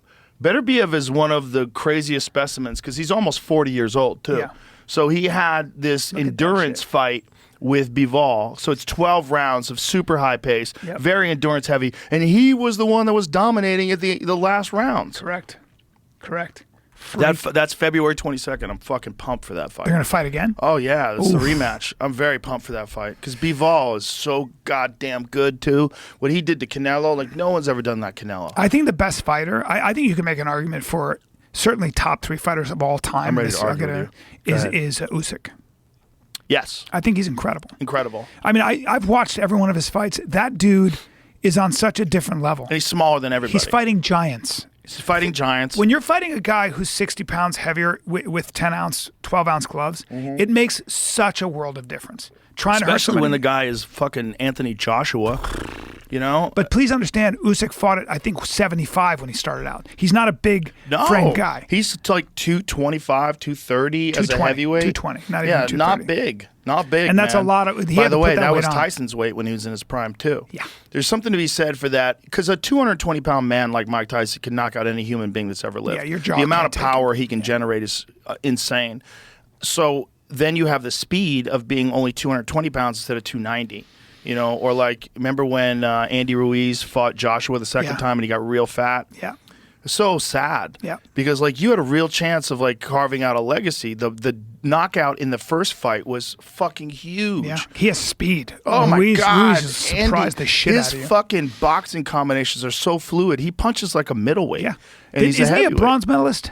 I don't know. I in the think Olympics? he I is. think so. I think he is. I think he did medal. Great in the Olympics. boxer, very very schooled boxer, but super nice guy too. When he came on to the podcast after he beat Joshua, he had a fucking diamond encrusted watch. He came in a Rolls Royce. He I was did? like, let's go, let's go, shit. Andy, let's go. I like it. we got to get you an accountant though. Don't spend too much of your money. An on that. accountant, Yeah. and probably don't get to 280 pounds. Yeah. The problem is, then all of a sudden you're a superstar and you're partying and you're having cervezas and hanging with the boys. So and I think there's also you've got to take the responsibility on of being a champion. It's hard to hold that. It's one thing. It's like starting a business. You can get people to know about your business. It's running a business is very different. It's a little bit like getting the belt becoming a and champion. staying champ. Maintaining champion. I remember Matt Hughes when BJ Penn beat him. He told me, he goes, honestly, Joe, it's a weight off my back. Wow. And I was like, really? And I was like, it makes sense, though, because he was just smashing everybody, and he was the person that everyone was chasing. Yeah. And it's like, got a fucking weigh on your psyche. That's why John Jones to me is just What is this, incredible. Jamie? He didn't win. He didn't Lost win? in the qualification tournaments for the Olympics. Oh, he didn't go to the Olympics. Okay. Okay. But he did win a bunch of other stuff. He represented Mexico in the 2008 Beijing Olympic Games qualification tournaments, Okay. losing to, Cuba. Cuba, man. You ever watch how God. those guys train? Oh, my The God. Cubans are amazing because they don't hit mitts. Like you'll have a guy and they're just moving, and once in a while the coach will lift a glove, bop, one shot. Moving. Right. It's You gotta all learn footwork. where it is. It's Yeah. all footwork. You Well, throw one punch, They, like the Russians, developed a very technical and very technique-oriented way of combat sports. It's Yeah. why the Russians were so good at Olympics, at wrestling rather, because they were so technical where the Americans would just try to work harder than everybody else. Yeah. And the Russians figured out no, there's a time you work hard and there's a time you recover, and you have to have active recovery. And they got real scientific about their physical training. Dan Gable, when he did the podcast, was explaining to me how he learned sauna from the Eastern Bloc people. Really? Yeah. Really? They started incorporating sauna. He's like, this is another added element that raises your endurance. Why? Because they would train hard, and then after training, you sit in that sauna for 20 minutes at 190 degrees, man. Your heart is hammering. So you're getting static cardio. Also, it has an EPO-like effect where it's like a mild dose of EPO where it raises your red blood cells. Really? Yeah, my endurance is raised significantly when I started doing What sauna. about cold plunges? That's controversial still, right? Well, cold plunge is not controversial in terms of the way it makes you feel. Okay, so the psychological benefits of the increase in dopamine levels and norepinephrine, that is 100% Yeah, I established. felt that. I think that is one of the most powerful aspects of the cold plunge. Also, what's been established is that when you do the cold plunge before exercise, it raises testosterone. So there's something about doing the cold plunge and then forcing your body to heat up through a warm-up and then going through your workout that raises testosterone for people. And there was a study that was done where it showed this guy went from having an extremely low testosterone level to having a testosterone level where his doctor thought he was juicing. Wow. And all he changed was he started doing cold plunge Putting your before body every under workout. stress. Put your body under stress. It's not good after workout. Really? No, because you want hypertrophy and you want muscles to grow and strengthen. And part of that growth and strengthening is inflammation. So that inflammation is actually good. Heat, on the other hand, is good after workouts. So it's good for the effect of it raises your red blood So that's count, interesting. cell So count. Dan Gable said he would do a sauna after working out because Yes. it raised his endurance. Yes, it raises your endurance, and the Eastern Bloc athletes already knew that. Fedor was famous for using sauna. Wow. Yeah, Fedor would use sauna and cold plunge, so they use hot and cold therapy. So Huberman recommends doing that once a week, and what you do is you go back and forth and back and forth. You always finish on cold, though. Always allow your body to reheat itself up. Don't finish on sauna. So you would do cold plunge or sauna, cold plunge, however many cycles you want to do it. But he said that raises your human growth hormone level. The Swedes do that. I considerably. did that Yes. in fucking Sweden where I was with all these Vikings. It's fucking so funny. Well, the Finnish studies on sauna are amazing. What it's Yeah. shown, these are long-term studies over 20 years. It shows that people who took the sauna 4 days a week for 20 minutes at a time at 175 degrees had a 40% decrease in all-cause mortality What? compared to their peers. 40% decrease in all-cause mortality. Heart attack, stroke, cancer. 40% decrease, because the heat shock proteins, the stress on your body, it makes you more resilient. It makes you more vibrant. You have more energy, and you have less inflammation after it's over. Wow. Your body produces those heat shock proteins. You feel amazing when you get out. You feel loose and relaxed. You have a sauna here?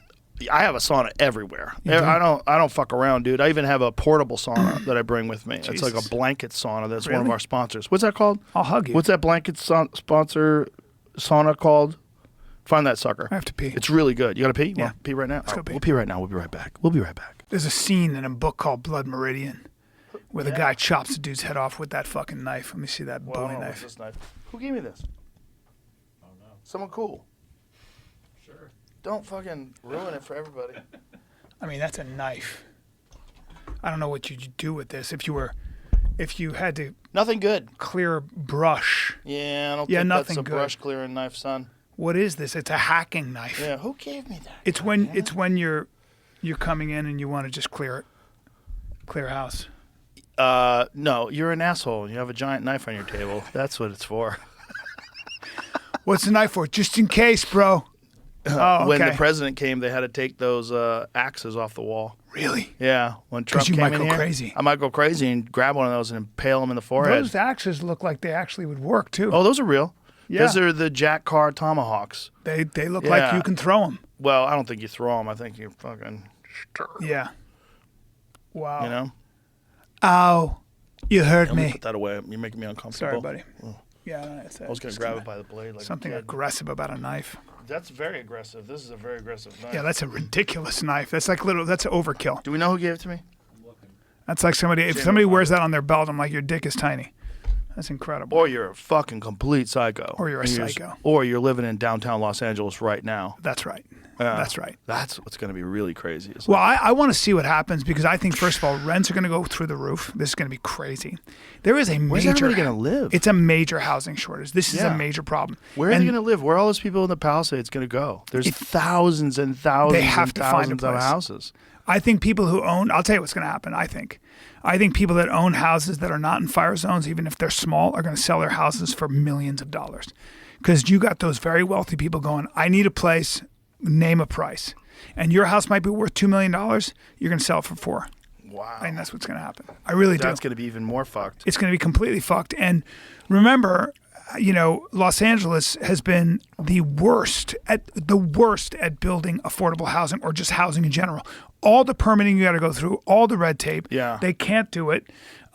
There's so many issues. There's so many issues, but especially housing. Especially, we have what is it? I think poverty rate in Los Angeles is like second to none. The schools are terrible.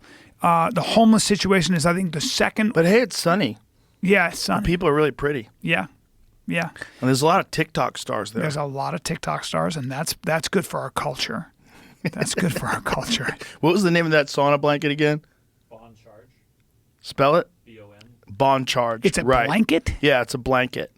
Yeah, you could carry it with you when you go on vacation and you sauna the shit out of yourself anywhere Really? you go. Yeah. Yeah, I'm not doing that, but I appreciate it. I live by sauna, man. If I had to choose between one thing that I Every day. eliminated, yeah, if I had to take cold plunge or sauna, I would take sauna all day. I think cold plunge is very important, and it's really good for just my mental state. I just like that I force myself to get in there. I like it. I win every day. I win. Well, I said to you when you signed that deal, I go, I say this to people about you. You've not changed even a little bit. Well, if anything, you've calmed down. You have peace of mind, but you've not changed as like in terms of like, you become a very powerful, influential person. But I haven't seen you change. I haven't seen you like it hasn't gone to your head. And I said, why? And you go, I think it's because I do something really difficult every day, and it just reminds me of what a bitch I am. Yeah, I Which break I think myself is- down every day. I think that's important. I think it's everything because I think mental health is attached to that. I think too many people have too much anxiety and too much like whoa, Success can do that. Well, Right? the pressure, and also I don't read comments, which is huge. Yeah, Because fuck there's a lot comments. of people out there reading comments, Never and read one comment. I was Fuck talking off. to Zuck about that yesterday. I'm like, you gotta stop reading He comments. reads comments? Yeah, I'll tell him to stop right yeah, now. it's so bad for you. Comments? It's so bad for you. I've never read one, especially good ones. I don't want to hear it Yeah. because it's going to have power over me. I don't want the to hear good the and good the ones bad. either. I appreciate them. I appreciate people, even the bad comments. I get it. like, if I was 15, I would be the worst fucking poster on Twitter You'd be a of troll. all time. I'd be a total troll. I'd be on 4chan. I'd be on all those things. I'd be talking mad shit all day long. Yeah. You know that kid Matan? No. He's that kid, the Israeli kid who's like 17 years old and a complete troll. I did his podcast. It was so fun. But he's just like that. Those kids at that age, they are about there's no reverence to anything. No. They want to tear it all down. They want to tear it all down. Also, it's all about making a living getting eyeballs on you. Yeah. Right? That's what their business is, eyeballs. Yeah. So if they can slap someone at a supermarket or, fucking man. scare someone in line at the grocery store or whatever the fuck they do to get attention, that's their currency. Their currency is attention. Yeah. And if you beat their ass, it's actually good for them. That's right. There's yeah. no Which way is to- really crazy. Yeah. It's just a different. Yeah, I mean, different time. It's the end of Rome. it's the end of Rome. It's the collapse of a really sick civilization, and the thing that you're seeing, like with this whole like woke fire department, which is. We're talking about that lady saying if your husband's in that burning building, like that they want someone who looks like me, who like looks like them. Like that's not what they want. No.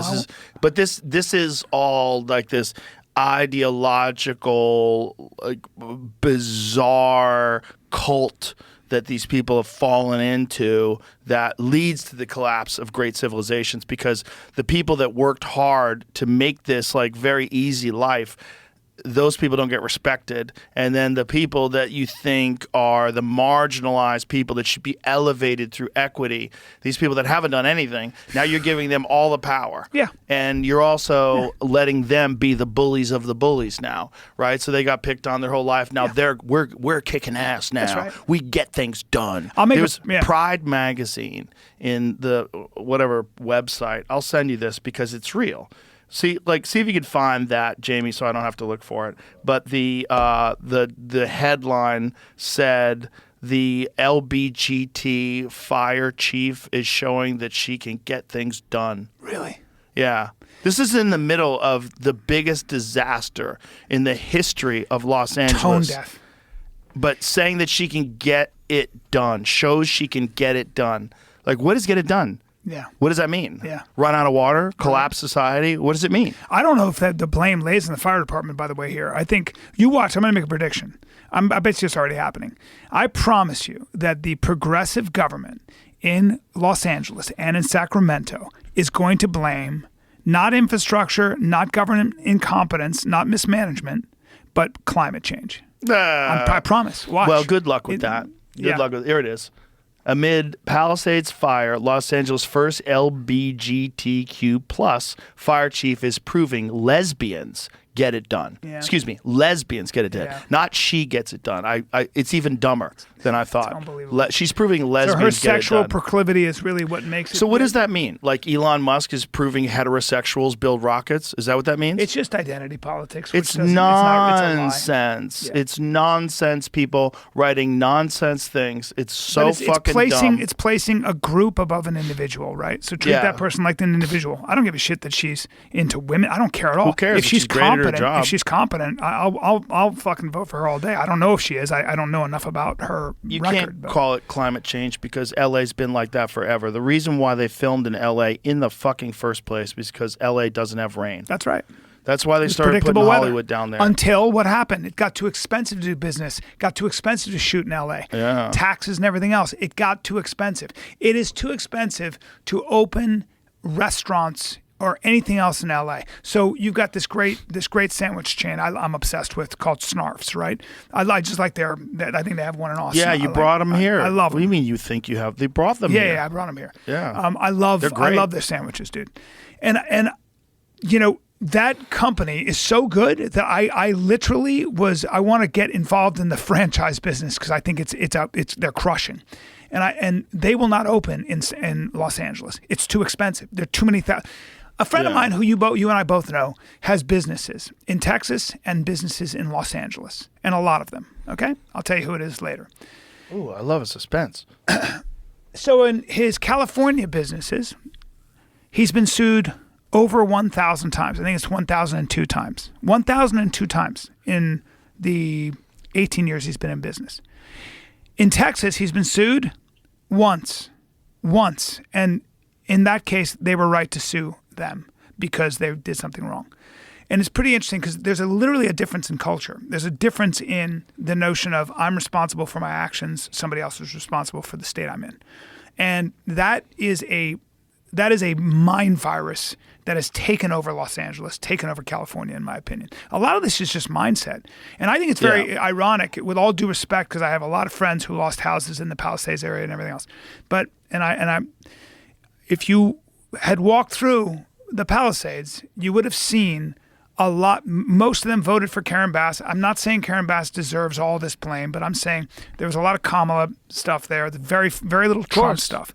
And it's ironic to me because I do think, to an extent, without having done enough research, but I've done some, that you have to lay at least some of the blame for this total inability to respond to government mismanagement, and the fact that this government, this progressive government in California, in Sacramento, in Los Angeles, put things like climate change and social justice ahead of fucking basic infrastructure.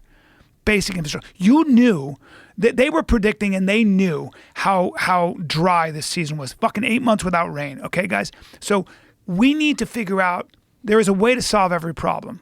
You got to. Do you need an army of firefighters? They cut 17%. I know they cut 17%. $17.6 million from the fire budget in Los Angeles. Wasn't it 17% or was it $17.6 million? There you go. That's what I read. See if that's true. I thought it was percent, but maybe so. I think it's 17.6. Maybe that's what it turned out. Million, but 17 million. It's a thing. I don't know what that means. It might be 17%. It might be they have a $100 million budget and they cut it down to 7. Either way, obviously. What's that, Jamie? It's like $800 million or something crazy. Yeah. That's the whole budget? Yeah, it's a lot. So they only cut 17 million out of 800, but still, why would you cut anything out of one of the most important things? Obviously, now you know that was a huge mistake. Well, now you know you should have increased the budget. Yeah. Well, to your point, this was a perfect storm to an extent, and there's a limit to what any fire department can do. There's a limit, right? We live in Los Angeles. Fires are a reality. Earthquakes are a reality. Mudslides are a reality. We know this. California's a tough place to live. It's great, but there are a lot of liabilities. I just think if you know that that's the case, something went wrong, and our infrastructure, the fact that our fire hydrants. And it happened in Colorado 3 years ago, but the fact that the fire hydrants lost pressure, you can predict these things. Right. Well, again, I bring it back to Trump because Trump was saying that this all could be solved, and he was right. What he was saying is true, and that they are doing it to protect a fucking smelt that exists. The Delta smelt. That exists other places. I love the Delta smelt. I don't. What does that thing look like? Let me see what a Delta smelt looks like. I don't give a fuck about those things. Neither do I. Yeah, 17 million last year. She directed more. For 2023-2024 fiscal year, Los Angeles allocated $837 million to the Los Angeles Fire Department, accounting for roughly 65% of the $1.3 billion budget designated for homelessness initiatives. Which didn't work. What? Which did 65% for homelessness initiatives? Which didn't work. Roughly half the budget for homelessness went unspent. These motherfuckers. And let me say something else about that. These motherfuckers. The homeless thing too. You talk to progressives about the homeless thing. You know what they'll say? It's a housing shortage. Oh, yeah. No, it's not. It's a drug and mental health problem. Housing. Yeah, sorry. Housing.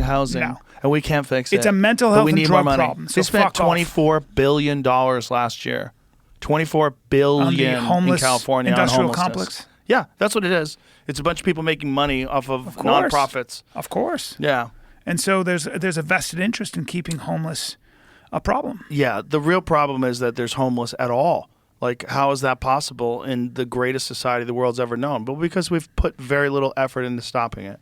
Very little effort into education and fixing people's mental health problems and mental health institutions for people that are sick and twisted, and real solutions like Ibogaine, real things that they can do to sort of reset people's minds and help them get out of it, real programs to help people integrate back into society. I know a guy who's in a meaningful tier way. 1 guy who was dealing with real demons, and he did one session of Ibogaine, and it changed everything. Yeah, well, there's a lot of people like that. I had the former governor of Texas, Rick Perry, on, and he was explaining it. And that's surprising that Rick Perry, who's, a Texas conservative. Yep.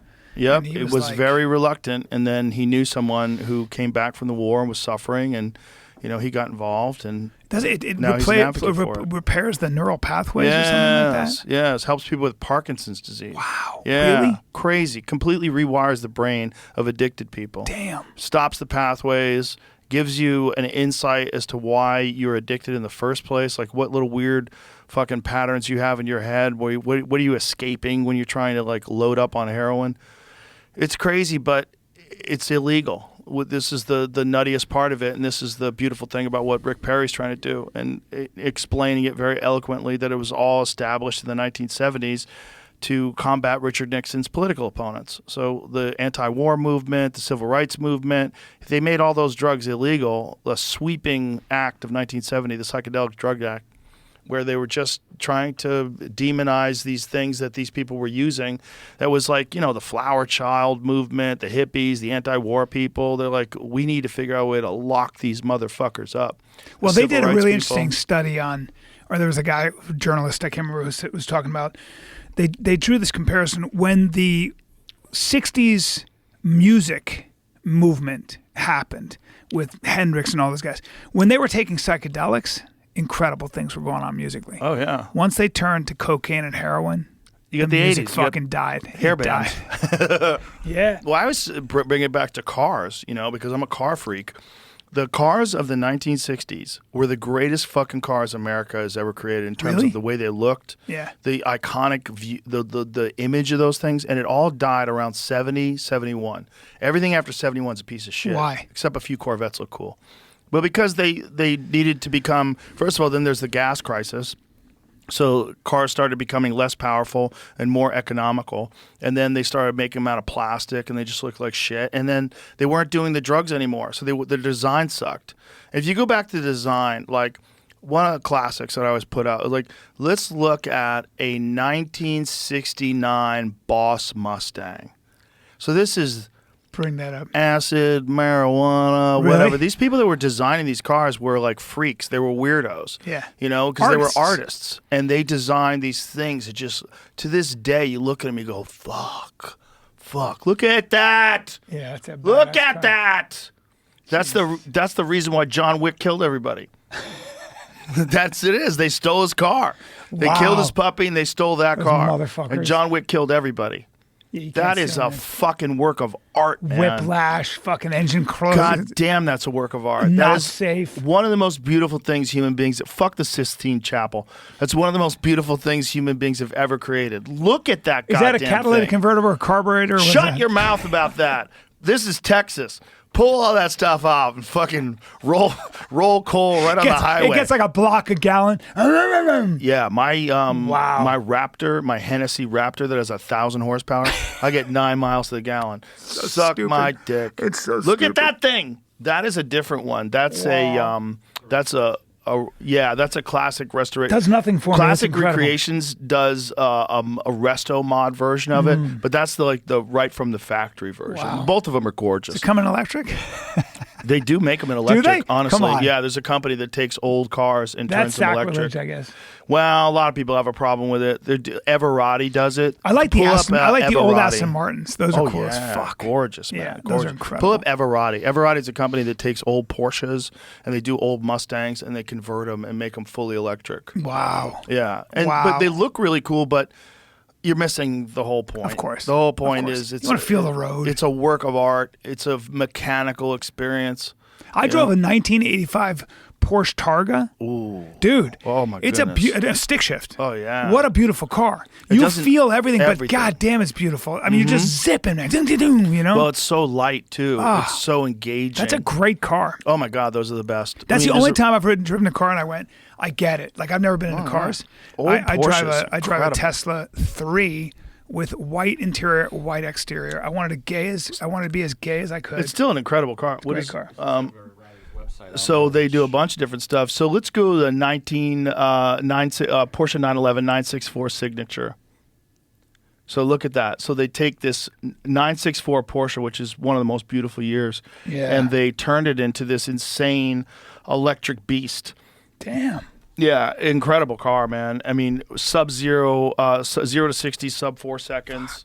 Goes up I to drove 200 miles. Look how beautiful it looks too. I Oh drove my god! the new electric Porsche, which is. But look at the range. It's felt Up to just 200 miles. Shut the fuck up with that Damn. range. That range is nonsense. It's nonsense. The 'Cause up to that's not 200 real. miles That's is when not you're real. driving really Yeah, slow. that's 100 miles. But I at bet most. that thing is super sick to drive, and goddamn, it looks beautiful. But wouldn't it be better if it went when you Yeah. started it up? I think it should be. That should. Yeah. You want to hear that? That you should want to be hear gas. Yeah, you want to feel the engagement of the clutch. You want to pull the gear lever down in a second. You want to Yeah. let off the clutch and hit the gas. Yeah. You I want like to the way that looks. feel it. I like what they're doing. I think it's cool. Whatever. I'd take that car and I'd gut it. I'd gut it and put a fucking real engine in Put it a real again. It engine looks in. beautiful, but What can I pick one of those up for, like a regular car? A Porsche, regular one, a 964. Like that. there's a bunch of different companies. There's a company called Not electric. I'm No, talking about, a yeah. regular one. There's Yeah. a company that specializes in air-cooled Porsches. Go to Sloan. What's air-cooled? Sloan. That's those, the old okay. ones. The ones that you drove, that 1980s one. That's Yeah. that's an air-cooled one. Love that car. The old ones are the ones that. Yeah, that's it. So this place specializes in Porsches, but particularly air-cooled Porsches. They've got a lot of air-cooled. Go click on like available cars. So inventory. I like that go to one. See that? inventory. Yeah, that's nice too. So a lot of these are the expensive, more modern ones, like the 1963. Like click on that one, 84 911 Carrera. Look at that, 26,000 gorgeous. original miles. That's a gorgeous car. Oh, dude, that's a joy to drive. Yeah, it's beautiful. That car is a joy to drive. 100%. Look much how is that? Oh, it's got to That- be very expensive. That's a 'cause beautiful car. With such low miles, that thing's probably meticulously maintained. It looks incredible. So you're not picking that thing up No, for no, less no. than- That's an expensive car. 100 And grand? by the way, not very fast. It's not fast. Yeah, but it's That's just- not. You're missing the point. But it's the handling. It's the feel. Yes. It's the experience of driving. It is Yes. so analog. It probably doesn't even have power steering. Fuck, it's brand new. It's basically brand new. Whoever So you think kept that that's amazing. Probably, they probably sell that for Couple $100,000. A couple hundred? Yeah. Jesus. At least. okay. I would imagine. I mean, it says contact us for pricing, but if you want to get one like that, Yeah. a stellar model with 20. Look, if you get a 911 from 1970, like a 911 RS, a good example is $1 million. What? Yes. Oh Jesus. Go Okay. Google 1971 911 RS immaculate for sale. I guarantee you they're over $1 million. Yeah. Because they're just very And few of them. your Model 3 will blow that thing away in every way, shape, or Of form. course. Handling, speed, especially if you have the Model 3 performance. That's why I like my car so much. I like the Tesla. It's I they love just it. go. It's so easy. They make every other car seem stupid. I know. But it's a different experience than driving Yeah. that thing. That thing is an amusement park ride. Yeah.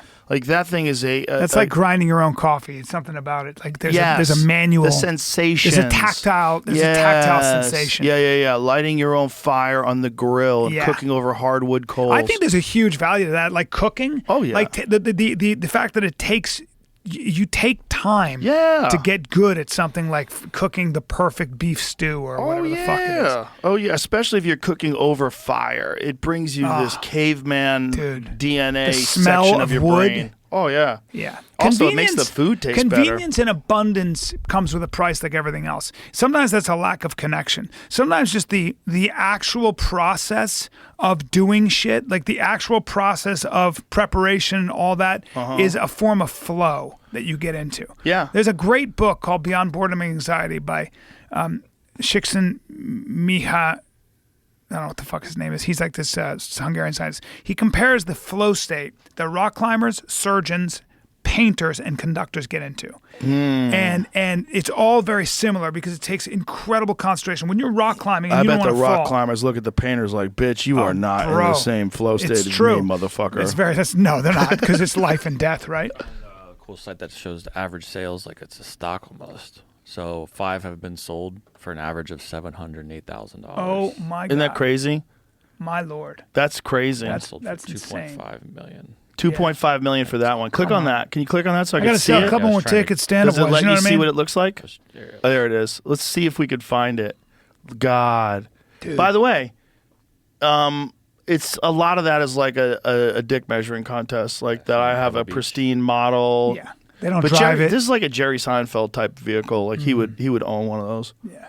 I have a 1993 RS America. It's a 964. I know you've seen it. That little red Porsche that I have. Yeah. No manual or no power steering, no air conditioning, no nothing. It doesn't have a radio. It doesn't have jack shit. Raw. It's so Spartan. raw. It's so raw. It's raw and rowdy. It sounds loud. You feel everything. Every time I drive it, I'm like, why don't I drive? Do you remember this when I more? used to have that fucking Bronco? Yeah. 1971 with a 350 Windsor, whatever the fuck it was. I don't know, carburetor. I remember you came to my house in that. Dude, I would get dizzy on the highway. from the gas fumes. Fucking the gas fumes. And it had no top. Dude, I thought I was going to pass out. I was like, I went to the mechanic. I think I'm going to pass out. I was all panicked. You know, he goes, it's just the way it is. I go, what do you mean it's the way it is? You're dying slowly, Dude, but you're living fucking more. sold that thing for $500 or something. I don't know. I was like, get away from me. I was so happy when you bought it. I like when you I get loved it. irrational.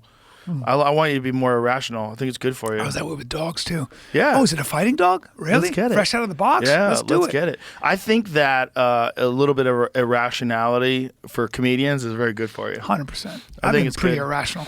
You gotta have a little bit of fun in you. There's a fun auction coming up in a month. Oh, yeah? All these are for sale and coming from Paris. Oh, I that think. Alfa Romeo, that little thing like there, that little Alfa Romeo I like the way it 1965. looks. I guarantee you that's fun as fuck to drive Really? too. It looks shitty Oh, to it me. looks shitty, but I'm telling you, you feel every fucking bump on the road through your ass. Yeah. No, I never thanks. got into those 356 Porsches. Yeah. I think those look like a fucking VW They bug. do look like a They look VW stupid. bug. Yep. But that right to the right of it, the 92 RS, that's cool. That's what I have. Yeah.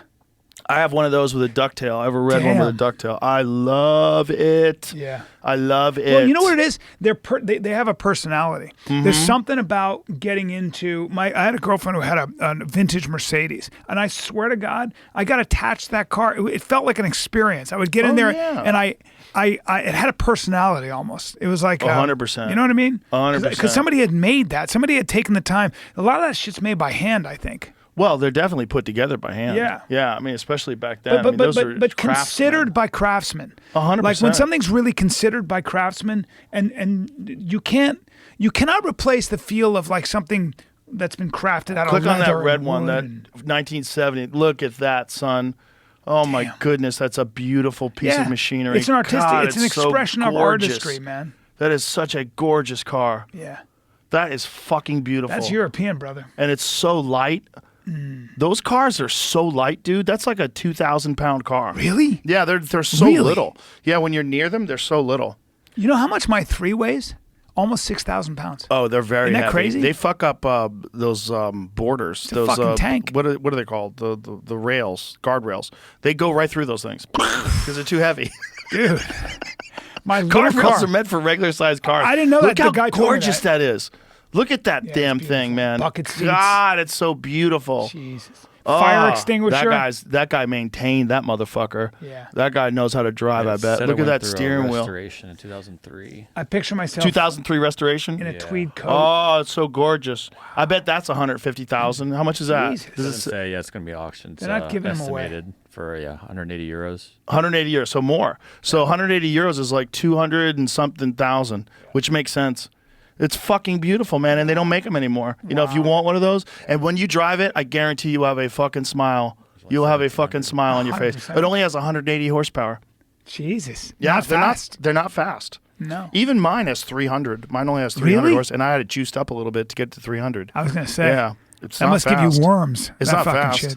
Not fast. Nah. No, but it doesn't matter. It's just fun.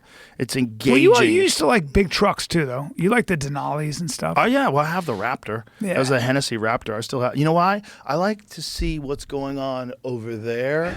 I don't want to be at the same height as the Yeah. cars. When It's someone slams on the vulnerable. brake, you can't see what's going on. Well, up here, you can see someone doing something stupid, like 5 Yes. cars ahead. You're Yes. like, oh Jesus, and it's safer. Way safer. To be in a lifted truck is safer. You see things more. 100%. That is very important. Yeah. It's very important. Like the elevated viewpoint for a safety perspective is important. Right. Yeah, and you get used to that. You like it a lot. And that's the kind of car you take out on a countryside. Like, you Oh, know, yeah, man, And you wear a yes. scarf. You wear gloves, driving Gloves, scarf, and you wear the glasses. I want to be European so badly sometimes. Yeah. And your lady's doing this. You're going too fast. Ah! Yeah, And you're like, you don't go with a girl. Go Huh? by yourself. Oh, by yourself? Yeah, Oh, you don't fuck. go with a girl. Really? You don't want to hear that. Doesn't she? Shut the fuck But she's up saying it in about French, bro. TikTok. Shut the fuck Fais up. attention, fais That's attention. different. That's different. This That's is one of hot. the other cars in the Well, that's auction list. that's Fais plus vite. preposterous. That's a $4 What the million fuck is that? car. Yeah, there's That's a Pagani. Well, I mean, I don't even know how to say that. come How do you on. say that? It looks like a fucking. It looks like an arachnid.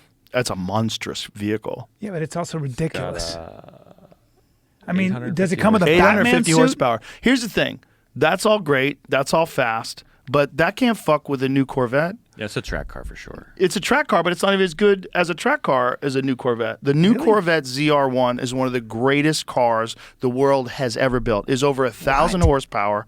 1,000! Over 1,000 horsepower for the new Corvette ZR1. It does 0 to 60 in under 3 seconds. It's going to break all the records. It's probably going to break Nürburgring records. It hasn't even been released yet. It's a fucking amazing car. It's the greatest American car In ever what? Because by it's just far. reliability, everything, or what? Everything. They're reliable. They're fucking incredible looking. They look like an exotic car. This is the new ZR1. Does it have volume? Can we hear what it sounds like? Hi, I'm Brad Frowns from Chevrolet Marketing. And Brad, you fucking knocked it out of the park, Brad. This is an right, like every amazing Corvette. vehicle. Downforce. This vehicle's faster, handles better than that stupid fucking $5 billion car. That thing's the shit. That's America, fuck yeah, in a car. Yeah.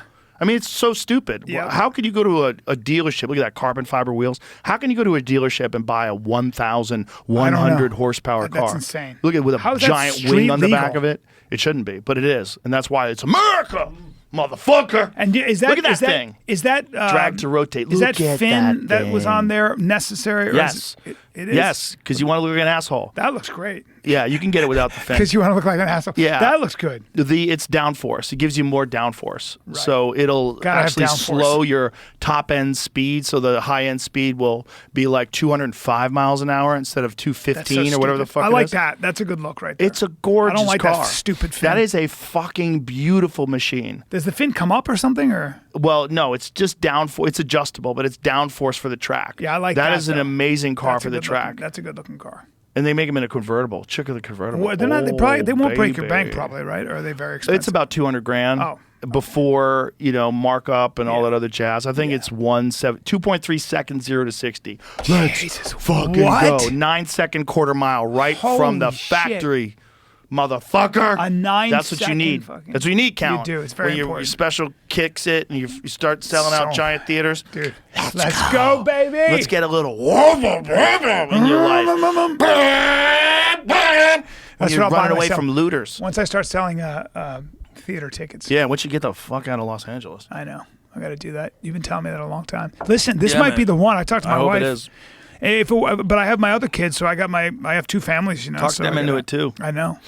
They come out here, they'll realize like, oh my god, what have I been What the doing? fuck were we doing? What were we doing? Why? One Plus, of my when you're on friends the came road here. like me, traveling from Texas is way easier than traveling from fucking Los 100%. Angeles. Ron White told me that in 2018 when I started thinking about Austin. Jesus. He moved here before any of us. Ron White was the original. Yeah. He was the original, the Texas setup because he's from Texas. He goes, I fucking love Austin. Food's great, people are nice. It's in the middle of the country. You can travel anywhere. I was like, wow, could I live in Texas? I started thinking about it. Like, could I live in Texas? And then when COVID hit, Ron being here was one of the things that moved me here. Really? Yeah, I was like, I love Ron. At least I can hang out with Ron. Like, like you if want to talk Ron's about here, one of the greatest comics, period. I watched that motherfucker and I'm like, and he's still doing it at his age. Killing it. How old is he? he's 1,000 years old. Yeah. And he's better now than ever. Unbelievable. Better than ever. I love that. And he's at the club every night. He's is? there all the time. All the time. Killing it. Killing it. Incredible. And just the best fucking human being. He's Yeah. just the best Yeah, guy. he seems like so when he was coming here in 2018, I was like, maybe I could go. I don't know. I can't live in Texas. Because I'd always been trying to escape LA forever. But then it's like my business was there, and the comedians were there, and the store was there. And there was like so many things there. It took something like COVID to make us all like just take this crazy chance and move to Texas. Yeah. Well, these fires, I feel like these fires are kind of almost like Very much like My the same wake-up thing. call, you know? Very much like the same thing. It's the same kind of experience. Hand me that bad boy.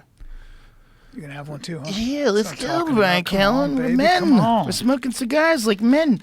I like this new this thing. Having a guy like Ron here though was like, okay, well if Ron, at least I'll have Ron as a friend. At least it'll be. And then Tony moved here. I was like, oh shit, Tony's here. And then I remember one time I talked to Segura, and I was like, dude, it's fucking awesome. I love it here. He's like, fuck it, I'm moving. Really? And he was here quick. How do I open this? Yeah. Oh, you can use this one because you're too stupid to figure I'm it an out. idiot. I'm like, I can't figure shit out. How come you can't figure things out? Because I'm bad with that stuff, okay? That's why my wife was like, get out of here. You can't do anything. I'll take care of it. I'm like, raise my kids. Save them. Tell my story. I'll be in Austin. Sorry about the fires. Tell them to watch your special. Tell all the kids at school to watch Daddy's special. They watch Daddy's special. It's going to be good. False Gods. I'm excited, Are you man. gonna put I'm it on shooting- YouTube? Yeah. I'm That's shooting the that. move. Yeah, I think so, right? YouTube's the move because you get the most views for sure. Like, look at Shane. I'm like, proud if you of have it, too. you have I a think it's great. good. That's awesome. You get a great set. You put a great set, and the club is the best place to film. The I know. audiences are so hyped. Well, that's what I thought. I was like, I would rather like shoot it here, you know, and because you did that club right, man. You did that club right. It makes such a difference, you know. Yeah. Well, a lot of it's because of Ron. If it wasn't for Ron, and then one time when we did shows, we were doing shows at the Vulcan, and Ron hadn't gone on stage in like 8 months.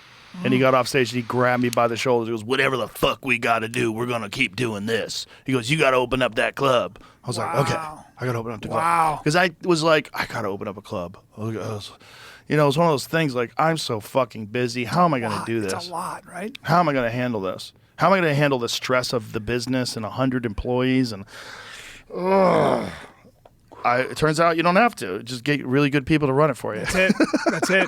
I get a kick out of you because I don't know. You still have like for this podcast, what, 3 people that work for you? I mean 4, but you know more than that. Well, yeah, we have Brandon, our video editor. We have Matt, who books everything. Young Jamie, and moi. Yeah. That's it. My buddy they're gonna start a podcast and well, we got to get a production team. We got to get this. I'm like, hey, Well, bro. you're going to need a production team if you don't have Jamie. The thing is, Jamie's a wizard, He's and a he's monster. also a little bit on the spectrum. And Jamie can... Which side? The good side. You're on the good side. You're on the fun side. You're like totally socially aware. Yeah, you're one of those. You're you're fun one to of hang those with. Stoics. He's like a stoic. But Jamie's just on the ball, and like his ability to pull things up while we're talking about him, while he's managing the podcast, like no one could do that. You need like a team of people to do what he does. But then you got to deal with a team of people that are just like, one of the coolest things about Jamie is how, like, first of all, we're friends, and he's the easiest to hang out with. Like, Jamie's so easy to hang out with. So it doesn't matter who's in this room. There's no weirdness or like, oh, this guy is complaining about that guy and he's out not there. trying to be. He's not trying to be anything he's not. So what happens in that position is that's kind of a big job. Right. And it'd be very easy to go, I'm part of this podcast. I'm a huge part of it. He doesn't get his ego. Well, that's happened to a few friends of mine Yeah. where they had to get rid of their producer because the producer was like, you know, we did this. And he's like, hey, you pointed cameras at a comedian that was already famous. Like, cut the shit. Like, this is fucking stupid. Well, we all have our role. We all do our thing. Just don't Yeah, get but too- it's like what happens with a lot of these people is they develop these podcasts and then they have. I go to my friend's podcast and he has 10 people working for him, and I was like, "What are all these people doing? What do they do? Like, what are they doing? Like, this is crazy. Like, why you have all these people?" And then they have interns. I go, "You have people working. You're making millions of dollars, and they're working for free. Like, I don't agree with interns. Yeah. Like, I would never have an intern." If I had an intern, Pay that person. I would pay them. Yeah. 100%. Yeah. I don't even know if you're allowed to pay certain interns because they're supposed to get like. I would break the law. I'd break the law and pay them. You Just can go. be a paid intern. It's fine. Can you have a paid intern in a college? Yeah. I Okay. think what happens is it builds resentment if you're not 100%. You got to be careful with all Well, that. that's a problem with rich people when they have assistants too. Yeah. Like Al Madrigal had an assistant once. He was like, "Yeah, I got to get an assistant." I go, "No, you don't." I go, "Listen to me. Do less shit. Just do less shit. I'd If never- you need an assistant, I you don't don't. need an assistant, no. You do Fuck less that. things. Yeah. You don't want. Then like I remember when David Spade had an assistant. The dude tried to duct tape him, and the guy he tasered him. He was gonna kill him. Yeah. The guy went to jail. Fuck. Henry VIII said something like that. Also, he it said might every be time I David Spade. promote somebody, I create 8 enemies and 1 ingrate. Something like that. I think that was the quote. It's great. Yeah, but You didn't know? he kill a bunch of his wives? He was terrible. Henry VIII was a fucking idiot. Maybe That's the great story. Maybe of- he's just a piece of well, shit. You know what he did, right? So the Catholic Church, he wanted a son, and his wife was barren, and he wanted an heir, and the Catholic Church would not codify his divorce. So he was like, okay, I'm going to start the Anglican Church. Fuck off. I'm going to start my own church, and it's going to be okay with divorce. So he created the Anglican Church. And the great story of A Man for All Seasons, Sir Thomas More, was Thomas More would not join the Anglican Church, and they killed him for it.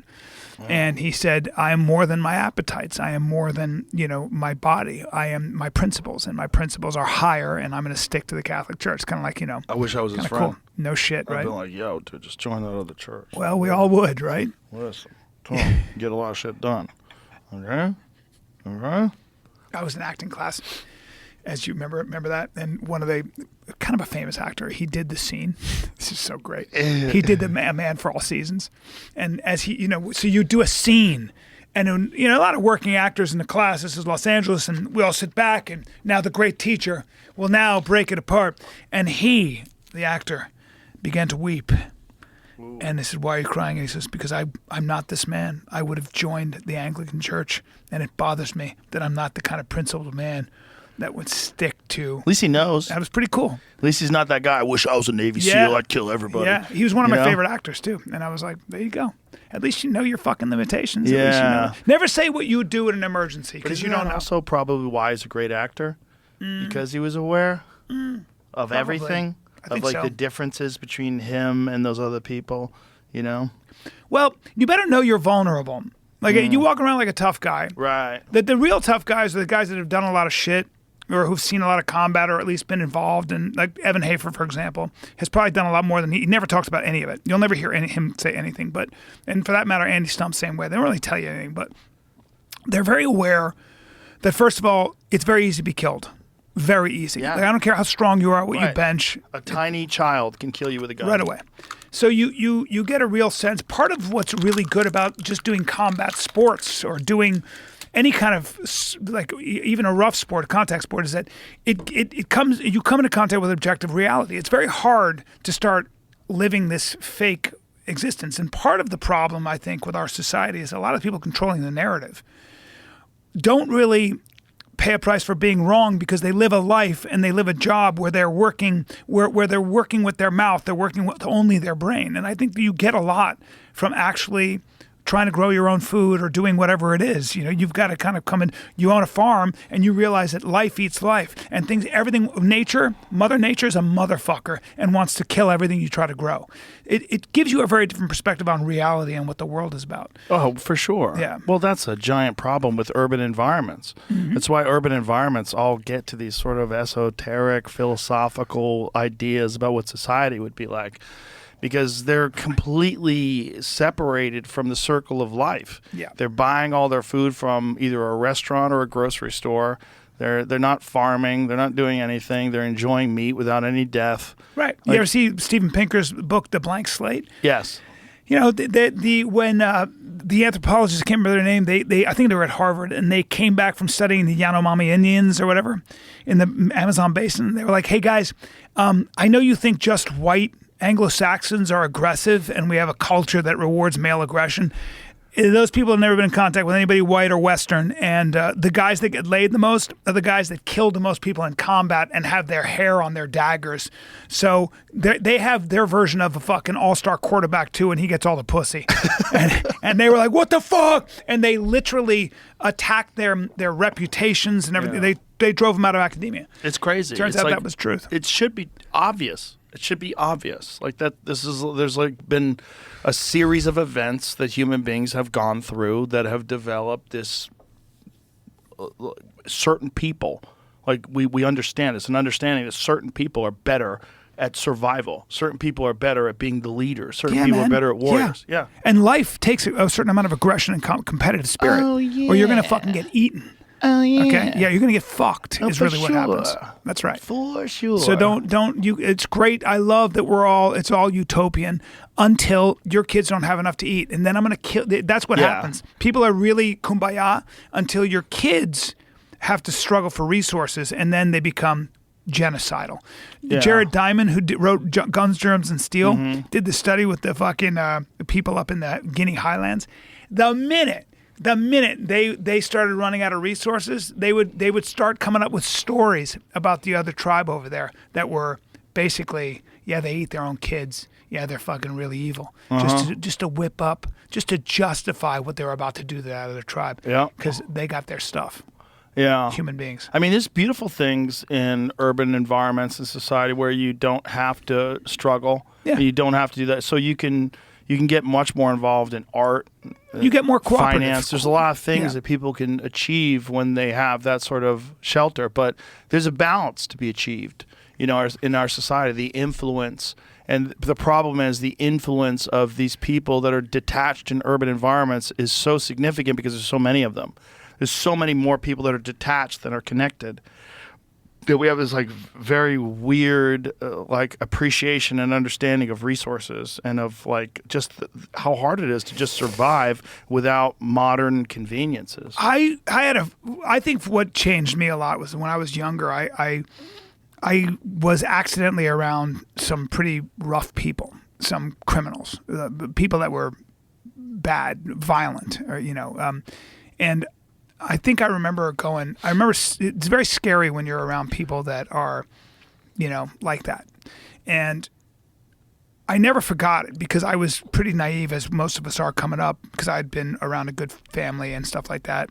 And I saw how ugly and dangerous some men can be, especially when nobody's looking. And I never forgot the idea Especially that in the areas that you grew up in. That's right. I mean, well, I was in the war in Lebanon. Right. So How old were you? I left Lebanon when I was 11 years old. Yeah. So just old enough to know imagine better. experiencing that as a 10-year-old boy. Yeah. And then I went back. Remember, I went back when I was, I think, 15, 16, and I didn't recognize anything from my childhood. So I was in Lebanon for 5 years. And so I had wonderful memories. And then the war broke out and we were stuck. My father couldn't get back in because he was, and then we got evacuated. But I was living in the Holiday Inn for 6 months, and we had to sleep on the floor. And then finally we had to go down into the fucking underground parking lot because they were bombing. And you would wake up and you would hear machine guns and stuff. So you felt very out of sorts and very, very, it was very scary. You're a kid. And I remember seeing on a balcony, planes bomb a gas station. I never forgot it. I never forgot seeing the planes come in and the missiles dropped and just, and the sound, dude, the sound. And I don't know if anybody who's been in war knows this, but I was on the beach. I was on Coral Beach. And it was in the 80s. I was I was 14, 15, 16, whatever I was. They shot a rocket over our head. Okay. And I think it was a test fire. Dude, when I tell you that the sound was so loud that we all fell on the ground. I fell down on the sand. The sound was so disoriented that you everybody went down on their hands and knees. That's how loud it was over your head. And I think that when you are in that kind of proximity to violence like that. And then later on when I was older, I was around some people who were pretty rough, And for me, I knew that if the grid broke down, that those people were going to take over.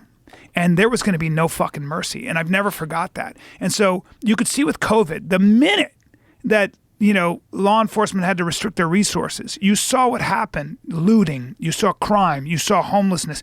And the fabric of a society can break down so fucking quickly. People don't realize it until you've been in countries where it's happened. And until you've been around men who negotiate the world in a violent way and maybe in ways that are a little bit outside the law, you don't know what you're doing, man. You got no idea. So all those people, and I love when the left starts talking about, violent revolution, and you're in college, kid. You have no fucking idea. You don't. First you of all, don't know what you're asking don't wake for. up that, and don't wake up the conservative. Don't do that. Let's not even talk about it because I know a lot of guys that shoot real straight, And often. and often, and they're very comfortable. They're really in those, good at it. and they're comfortable in those violent And they're spaces. kind of ready. They're Yeah. Let's not Yeah. let those dogs slip. Have you seen John McPhee? Yeah, I have. The mayor of Baghdad. That'd be a good I had him on example my of a guy. podcast. I'm like, Yeah. that is a guy. Yeah, just You know? his body just comes from enforcement. His Yeah. traps. He just looks like a He's a giant tank. block. Yeah, he's a born enforcer. Yeah. He's not going to win a Nobel Prize for peace. No. You ever hear how Tim Kennedy talked about him? Like, Yeah. you put him in a glass case and break in case of war. Yeah. Yeah. Let's keep those guys on a. Let's keep them Yeah. over here on Thank a God leash. that guy found jujitsu too. And that's Give why. him an outlet. Yes, and please understand that the basis of our republic also is that we have civilian control of a military. And that was a huge, in the election between, I think, Madison and Jefferson, the idea was it Madison or was it Adams? I can't remember. But in the election was, should we have a standing army? Because traditionally, in a republic, if you had a standing army, a very charismatic general like Napoleon would take over the army and take over the country. So that was a huge thing. James Madison was a genius at figuring out how to limit that. And he said, checks and balances, but you have to have civilian government in control of the military because military people arrive at military solutions. Yeah.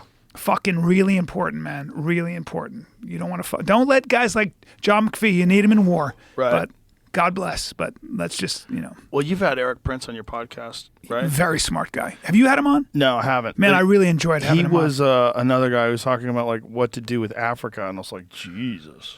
Well, yeah. Yeah. He used the word viceroy, and he did it on purpose. It's like but Eric comes from a position of how to solve problems. Yeah. When he was talking about Gaza, he said we have the ability to frack. What that means is we can drill sideways. He said you could have filled those tunnels with seawater instead of bombing the shit out of 70% of it and killing all those people. You could have flooded those fuckers out because you drill. And now I don't know if this is true. I don't know anything about fracking, but he does. And he said you could have drilled fucking this way.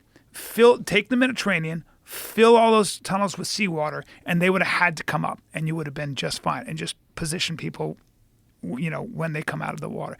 Why didn't they choose that? A good question. The same reason that in Afghanistan they had an oil reserve there in Afghanistan that was well capped by the Soviets. Well capped. We could have taken that cap off, and that oil, they had enough oil to not only fuel the entire country, but the whole war effort right there for about 9 cents a gallon. But instead, we would get our oil from Saudi Arabia, etc., and have to ship it through Pakistan with all the roadblocks. So it was about $900 a gallon or some crazy shit. He was on my thing This talking video about it it. says he presented a plan to do it. It says blocked by the Pentagon. Let's hear this. Put your headphones Eric's a on. smart dude. Provided the Israelis a fully funded, donated ability to flood Gaza with water, with seawater, to flood the 300 miles of tunnels blocked by the Pentagon. Our stuff isn't working that well in Ukraine. The Navy has been ineffective in Yemen. U.S. has given very bad advice, very mixed advice in Gaza, preventing the Israelis from finishing it, or even preventing from ending that war in a clever way. Yeah, he's very smart, and Eric is he's a problem solver. You can say whatever you want about him, but I really enjoy. He's a very smart guy, and I know people that work with him and for him. And Well, if the shit goes down, you need people like that. You Yeah. need people that know how to solve problems. yeah, but also You can't have some overweight lesbian that says that if you're trapped in the building, you already made a mistake. You already fucked up. If you That's need me to carry you. Is that really what she said? You want to hear it? Yeah, I do. Let me hear it. Jimmy, you could probably find it, right? If Just you can't, so you can outrage me and I give me certainly more have energy. it. I certainly have it in here.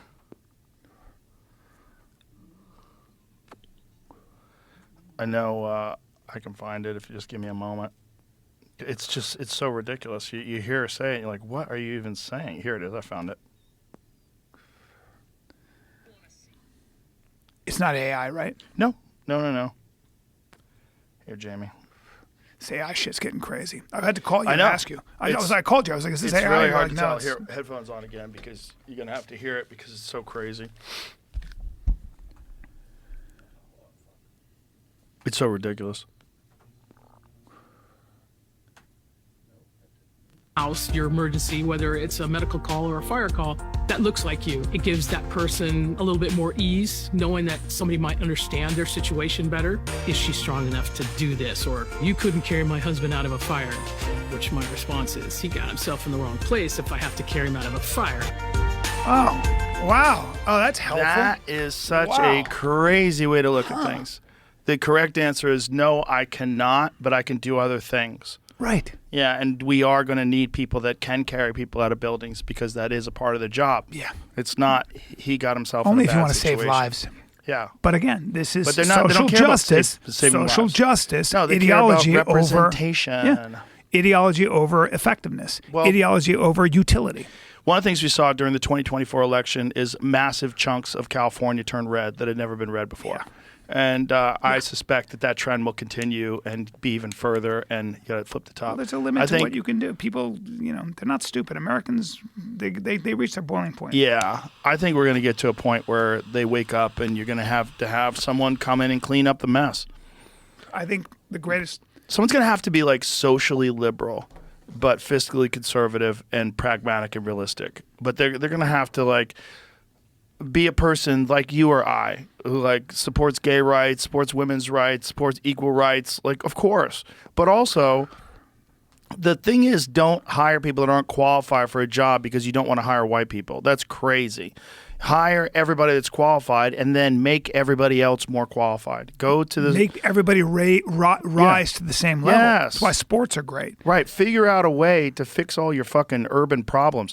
If you have $24 billion every year just for homelessness, imagine what that could have been done to clean up communities. Exactly. Because you haven't done a goddamn thing about homelessness. And all those people should be held accountable. Well, that's because they're framing the problem wrong. If you talk to those people, if you talk to the people in charge of homelessness, a lot of time, I'm not saying a lot of them are good people and a lot of them are smart and they know a lot more about it than I do. So I don't like being the guy who's talking about but I'm just saying I like to be fair. I want to be fair, but I think when you're framing it just as a housing problem It's and a an lie. inequality problem, it's a fucking lie. It's a bunch of people profiting. I mean, Coleon Noir, when he was on the podcast, explained that to me for the first time. He said when he was in San Francisco, he said, well, what is going on? Like, do they just need more money? He's like, no, you don't understand. It's the opposite. It's like there's a business now in keeping homelessness there. Yes. Because there's people that are making $250,000 a year, and they're just working on the homeless problem, and they're failing.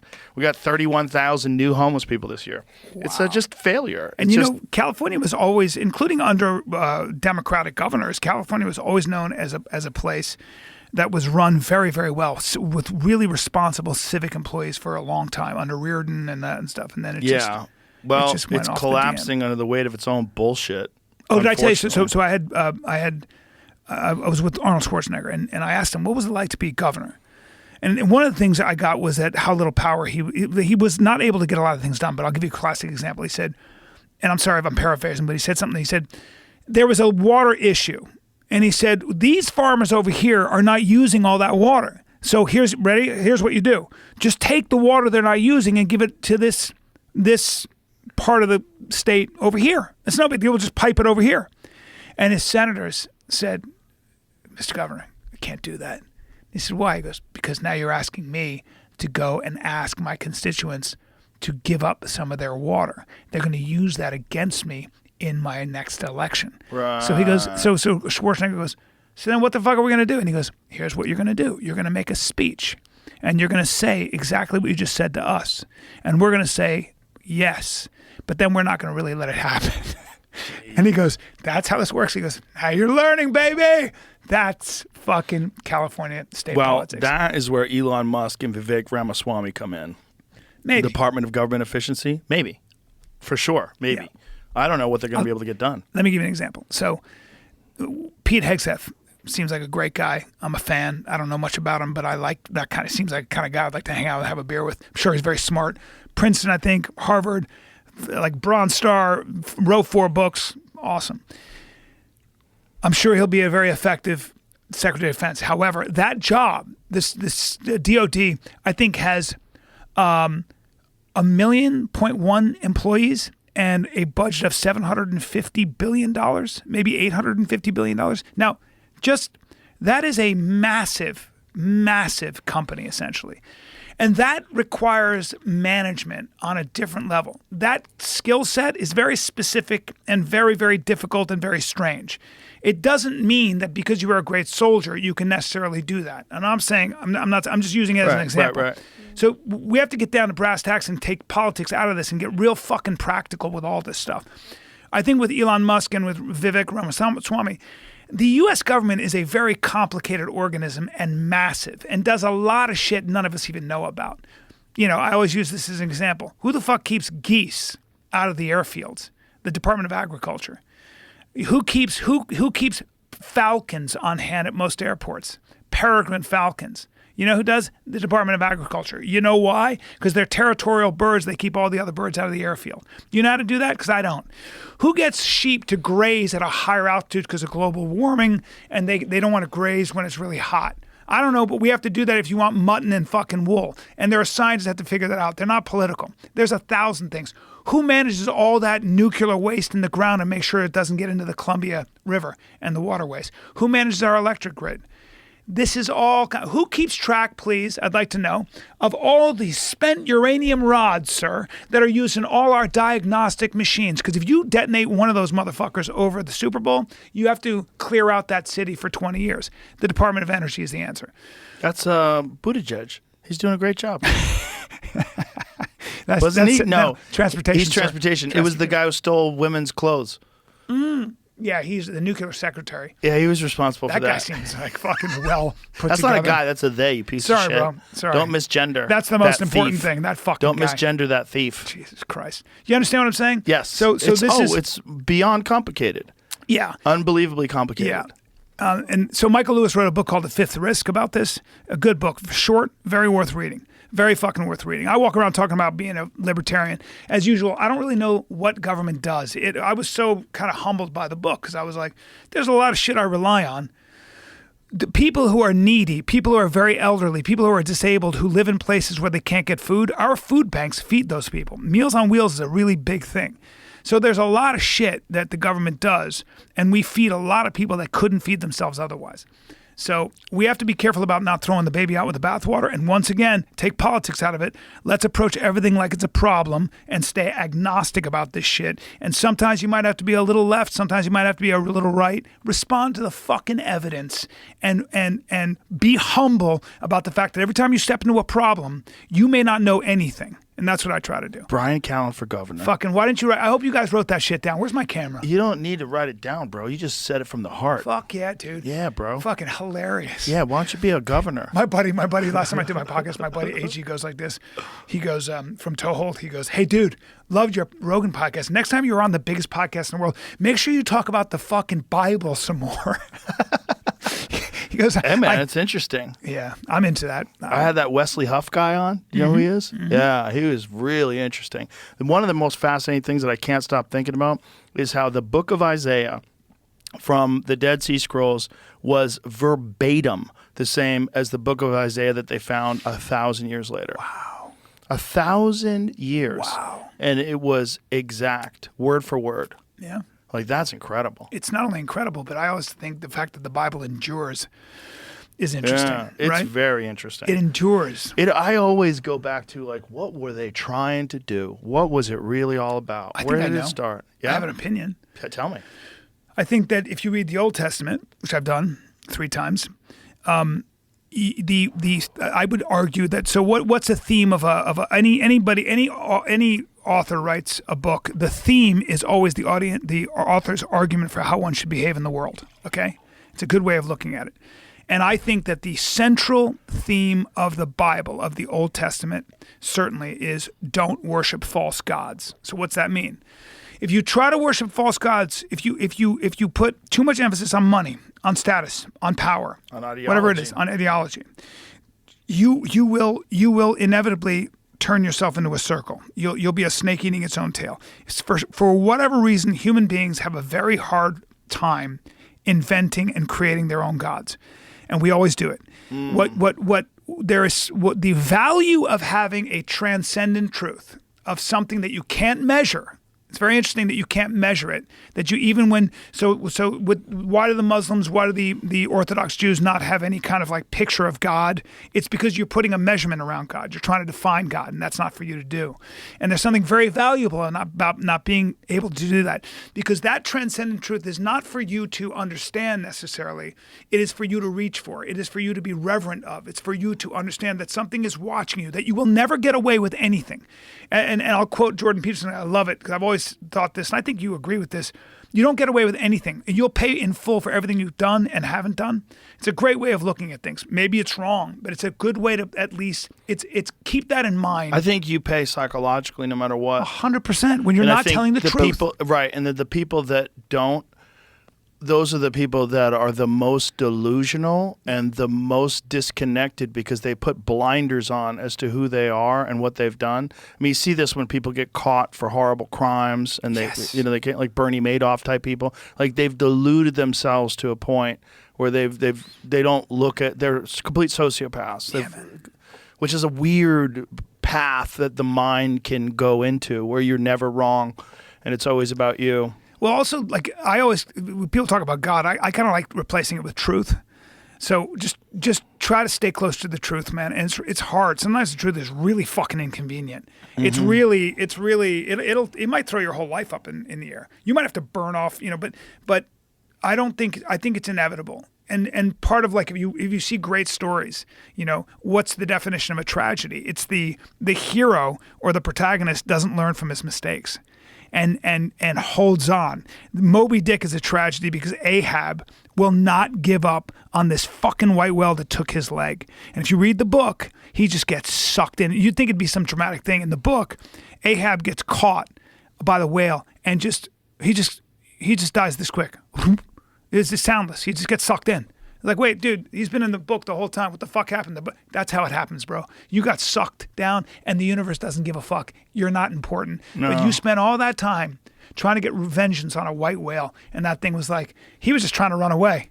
No. You get sucked in, and you drown. It's a great way of looking at life. And I, as I get older, the one thing I would have told myself when I was younger, is I would have said, hey, listen, fuckface, you better tell the truth all the way across the board. All the way across. Let me tell you something. Yeah. You wouldn't have listened. You're so fucking right.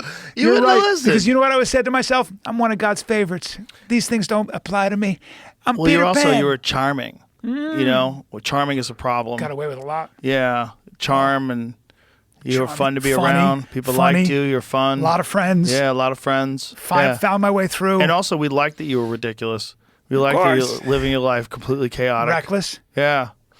But it's also why you're funny. Like that's the balancing act. It is, right? As a comic, as a human. Yeah, I didn't want to be the people I knew who got real famous actors, they were so buttoned down. They were so fucking afraid of everything. And I was like, hey, bro, I think sometimes you got to be willing to throw the whole fucking chessboard in the air. And, it's like my favorite. If you want to be funny. Yeah. Yeah. If you become too calculated, man, I just think you outthink yourself. You lose the magic. You lose the part of the magic of being a comedian is these sparks of ridiculousness that have to pop into your head. Dude. So you have to be able to entertain that part of your mind. I used to think when I was young that I didn't want to meditate because I didn't want to become enlightened because it would fuck up my comedy. It's true. Well, I thought that way because I realized that there was a completely different mindset between me as a martial arts competitor and me as a comedian, where I didn't need anybody's approval before. Like I liked that they didn't like me. I used to love going to places and fucking up the local hero. I used to enjoy it. Yeah. I used to get a kick out of it all because I didn't have anybody in my corner. I didn't have anybody cheering for me. Nobody came to see me fight, so I was like, "I'll go to your place and fuck you up." Yeah, I liked it. Yeah. I liked hearing Relying people on yourself. cheer. There was a fight that I had when I was 19, and I fought in Anaheim at the Nationals, and there was this guy who was the state champion. I think he was from Illinois, and I hit him with a wheel kick. That was probably the hardest I've ever hit anybody in my life. Kill somebody like that. Well, he went unconscious and he never woke up. They took him to the hospital. They took him out on a stretcher. Jesus. It scared the shit out of me. Jesus. Because I remember thinking that easily could have been me. Yeah. That easily could have been me. But what I do remember was all these people were cheering him. Let's go, Johnny. Come on, Johnny. Fuck him up, Johnny. All these people were chanting, whack! silence. Face plant and then snoring. Jesus Christ. And then I remember the satisfaction of that. Like, shut the fuck And it feels like up. nothing on your foot. Just go Well, right it hurt. through. I was Did it? limping Really? for days. Really? Oh yeah. Did you hit him with your heel? I hit him in the with my heel in his cheekbone. Oh, Christ. On his cheekbone. Yeah. And I was That'll hurt. fast. I was fast. Yeah, still are. But back then when I was 19, I was fast. So it Mm-hmm. happened in a breeze, a quick moment. And then I remember thinking afterwards, when is he getting up? He's not getting up. He didn't get up. And then they carried him away in a stretcher and they took him to the hospital.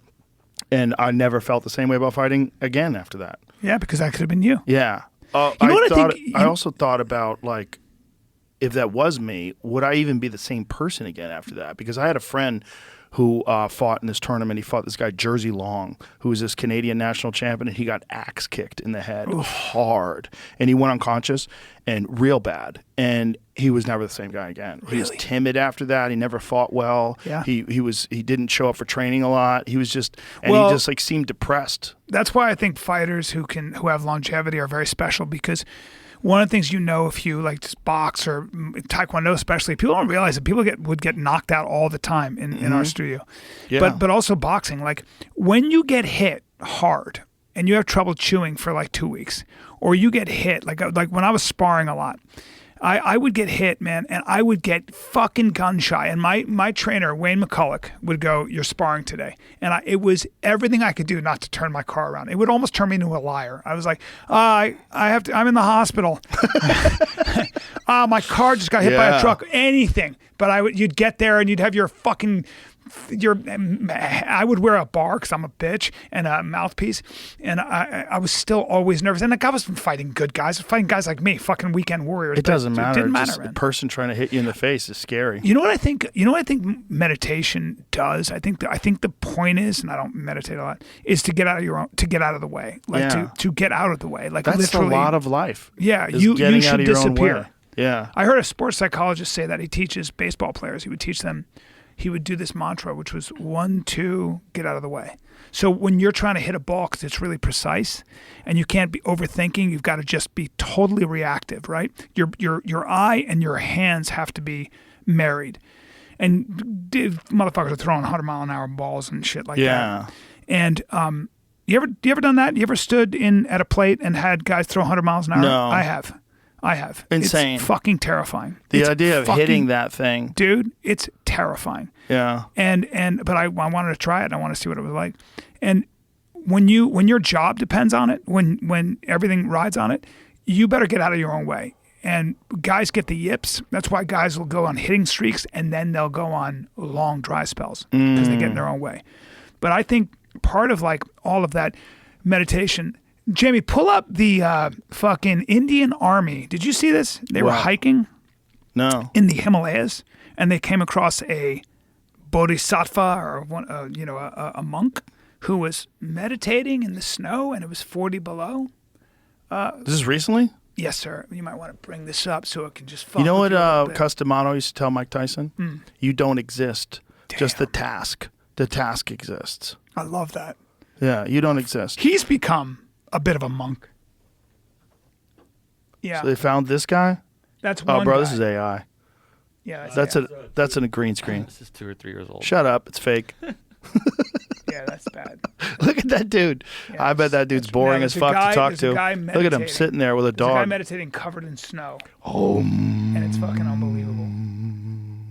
whoa. That might be true, Bubba. That might be He true. looks legit. Yeah, they find these guys out there. Yeah, he looks legit. They find these guys. Yeah. I like to see But him there's a a guy couple covered hours in later. snow, and he's not moving. And the Indian Army Yeah, he came looks like he's across having him. fun. Yeah. What's the temperature like? Dog's having fun too, though. We Yeah, don't, but that's we don't it think might that be dog's sunshine. amazing. That's in Utah. We're like, that dog's amazing. Do you think that's in Utah? I don't know. Come on, man. That's real. That's some guy on a lot of drugs. That guy is, no, man. He did the DMT breathing. Well, you know those dudes in you ever read Shantaram? You know those guys who take a vow to never sit down? They stand up. Oh, You ever seen their legs in India? No. Oh, bro. Their knees they're must be destroyed. They're the standing yogis. How bad are their knees? No. They get varicose veins. Their bodies, their feet start to melt. Like but they smoke copious amounts of weed. I mean, they're always Hashish? high, Yeah. constantly. Yeah. But they take a vow never to ever, ever sit. They are standing their whole life, so they sleep standing up in slings. Oh, that's And ridiculous. yeah, it doesn't. What do their legs look like? You should. You can look that up. Just to fuck you up some more. Give me standing yoga's just showing me all Bryan sorts Callen of with positions for yoga. fucking. What is it? How would you describe What it I as? look at. Standing yogis? Yeah, Yeah, just they're like getting yoga the positions. famous standing yogis or something they're called. Where from? Maybe. Do you know where? India. India. India, I think in Calcutta. Ugh. Yeah, it's Yeah, sometimes the ferry's only a nickel. You know? You don't have to stand all day, By you the way. fucking idiot. Yeah. Have a seat, smoke a cigar. Exactly. Please. All Relax a little right. At bit. the end of the day, they're trying to get laid. I don't know what they're trying to do. They're definitely not trying to get laid, right? Because they don't do it.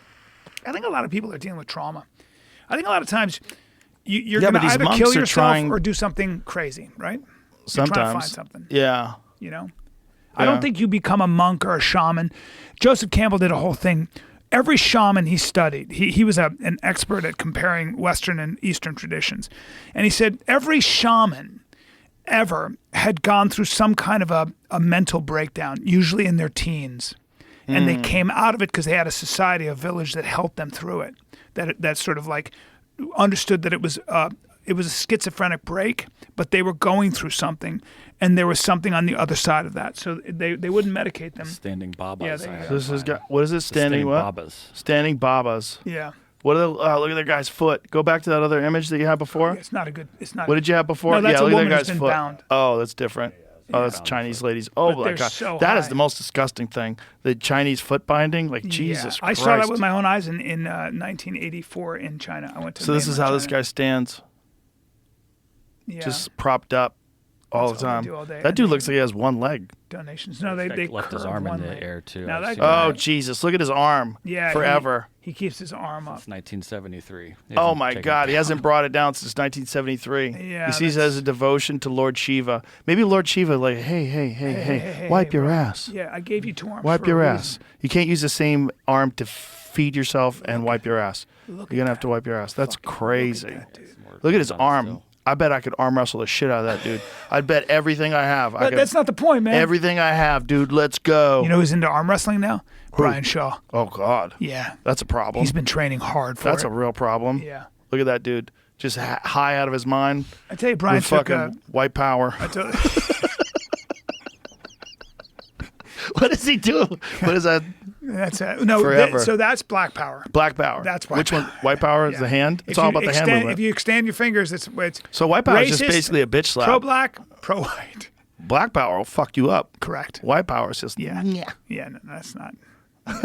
And Hitler did this. Yeah. Everybody else did this. He did this. It's funny, like when CNN was attacking me, one of the photos that they would use all the time was me at the UFC waving to the crowd Such like dicks. this. Ladies and gentlemen, welcome Fuck you to. guys. They would use me Fuck standing like you this. This one, it was like that they Blake caught. Lively, Justin Baldoni thing. Yeah. When you see what the New York Times did to Baldoni, where they took every one of those things out of context, and Mm-hmm. Baldoni was like, "Really? How about I sue you for $250 million?"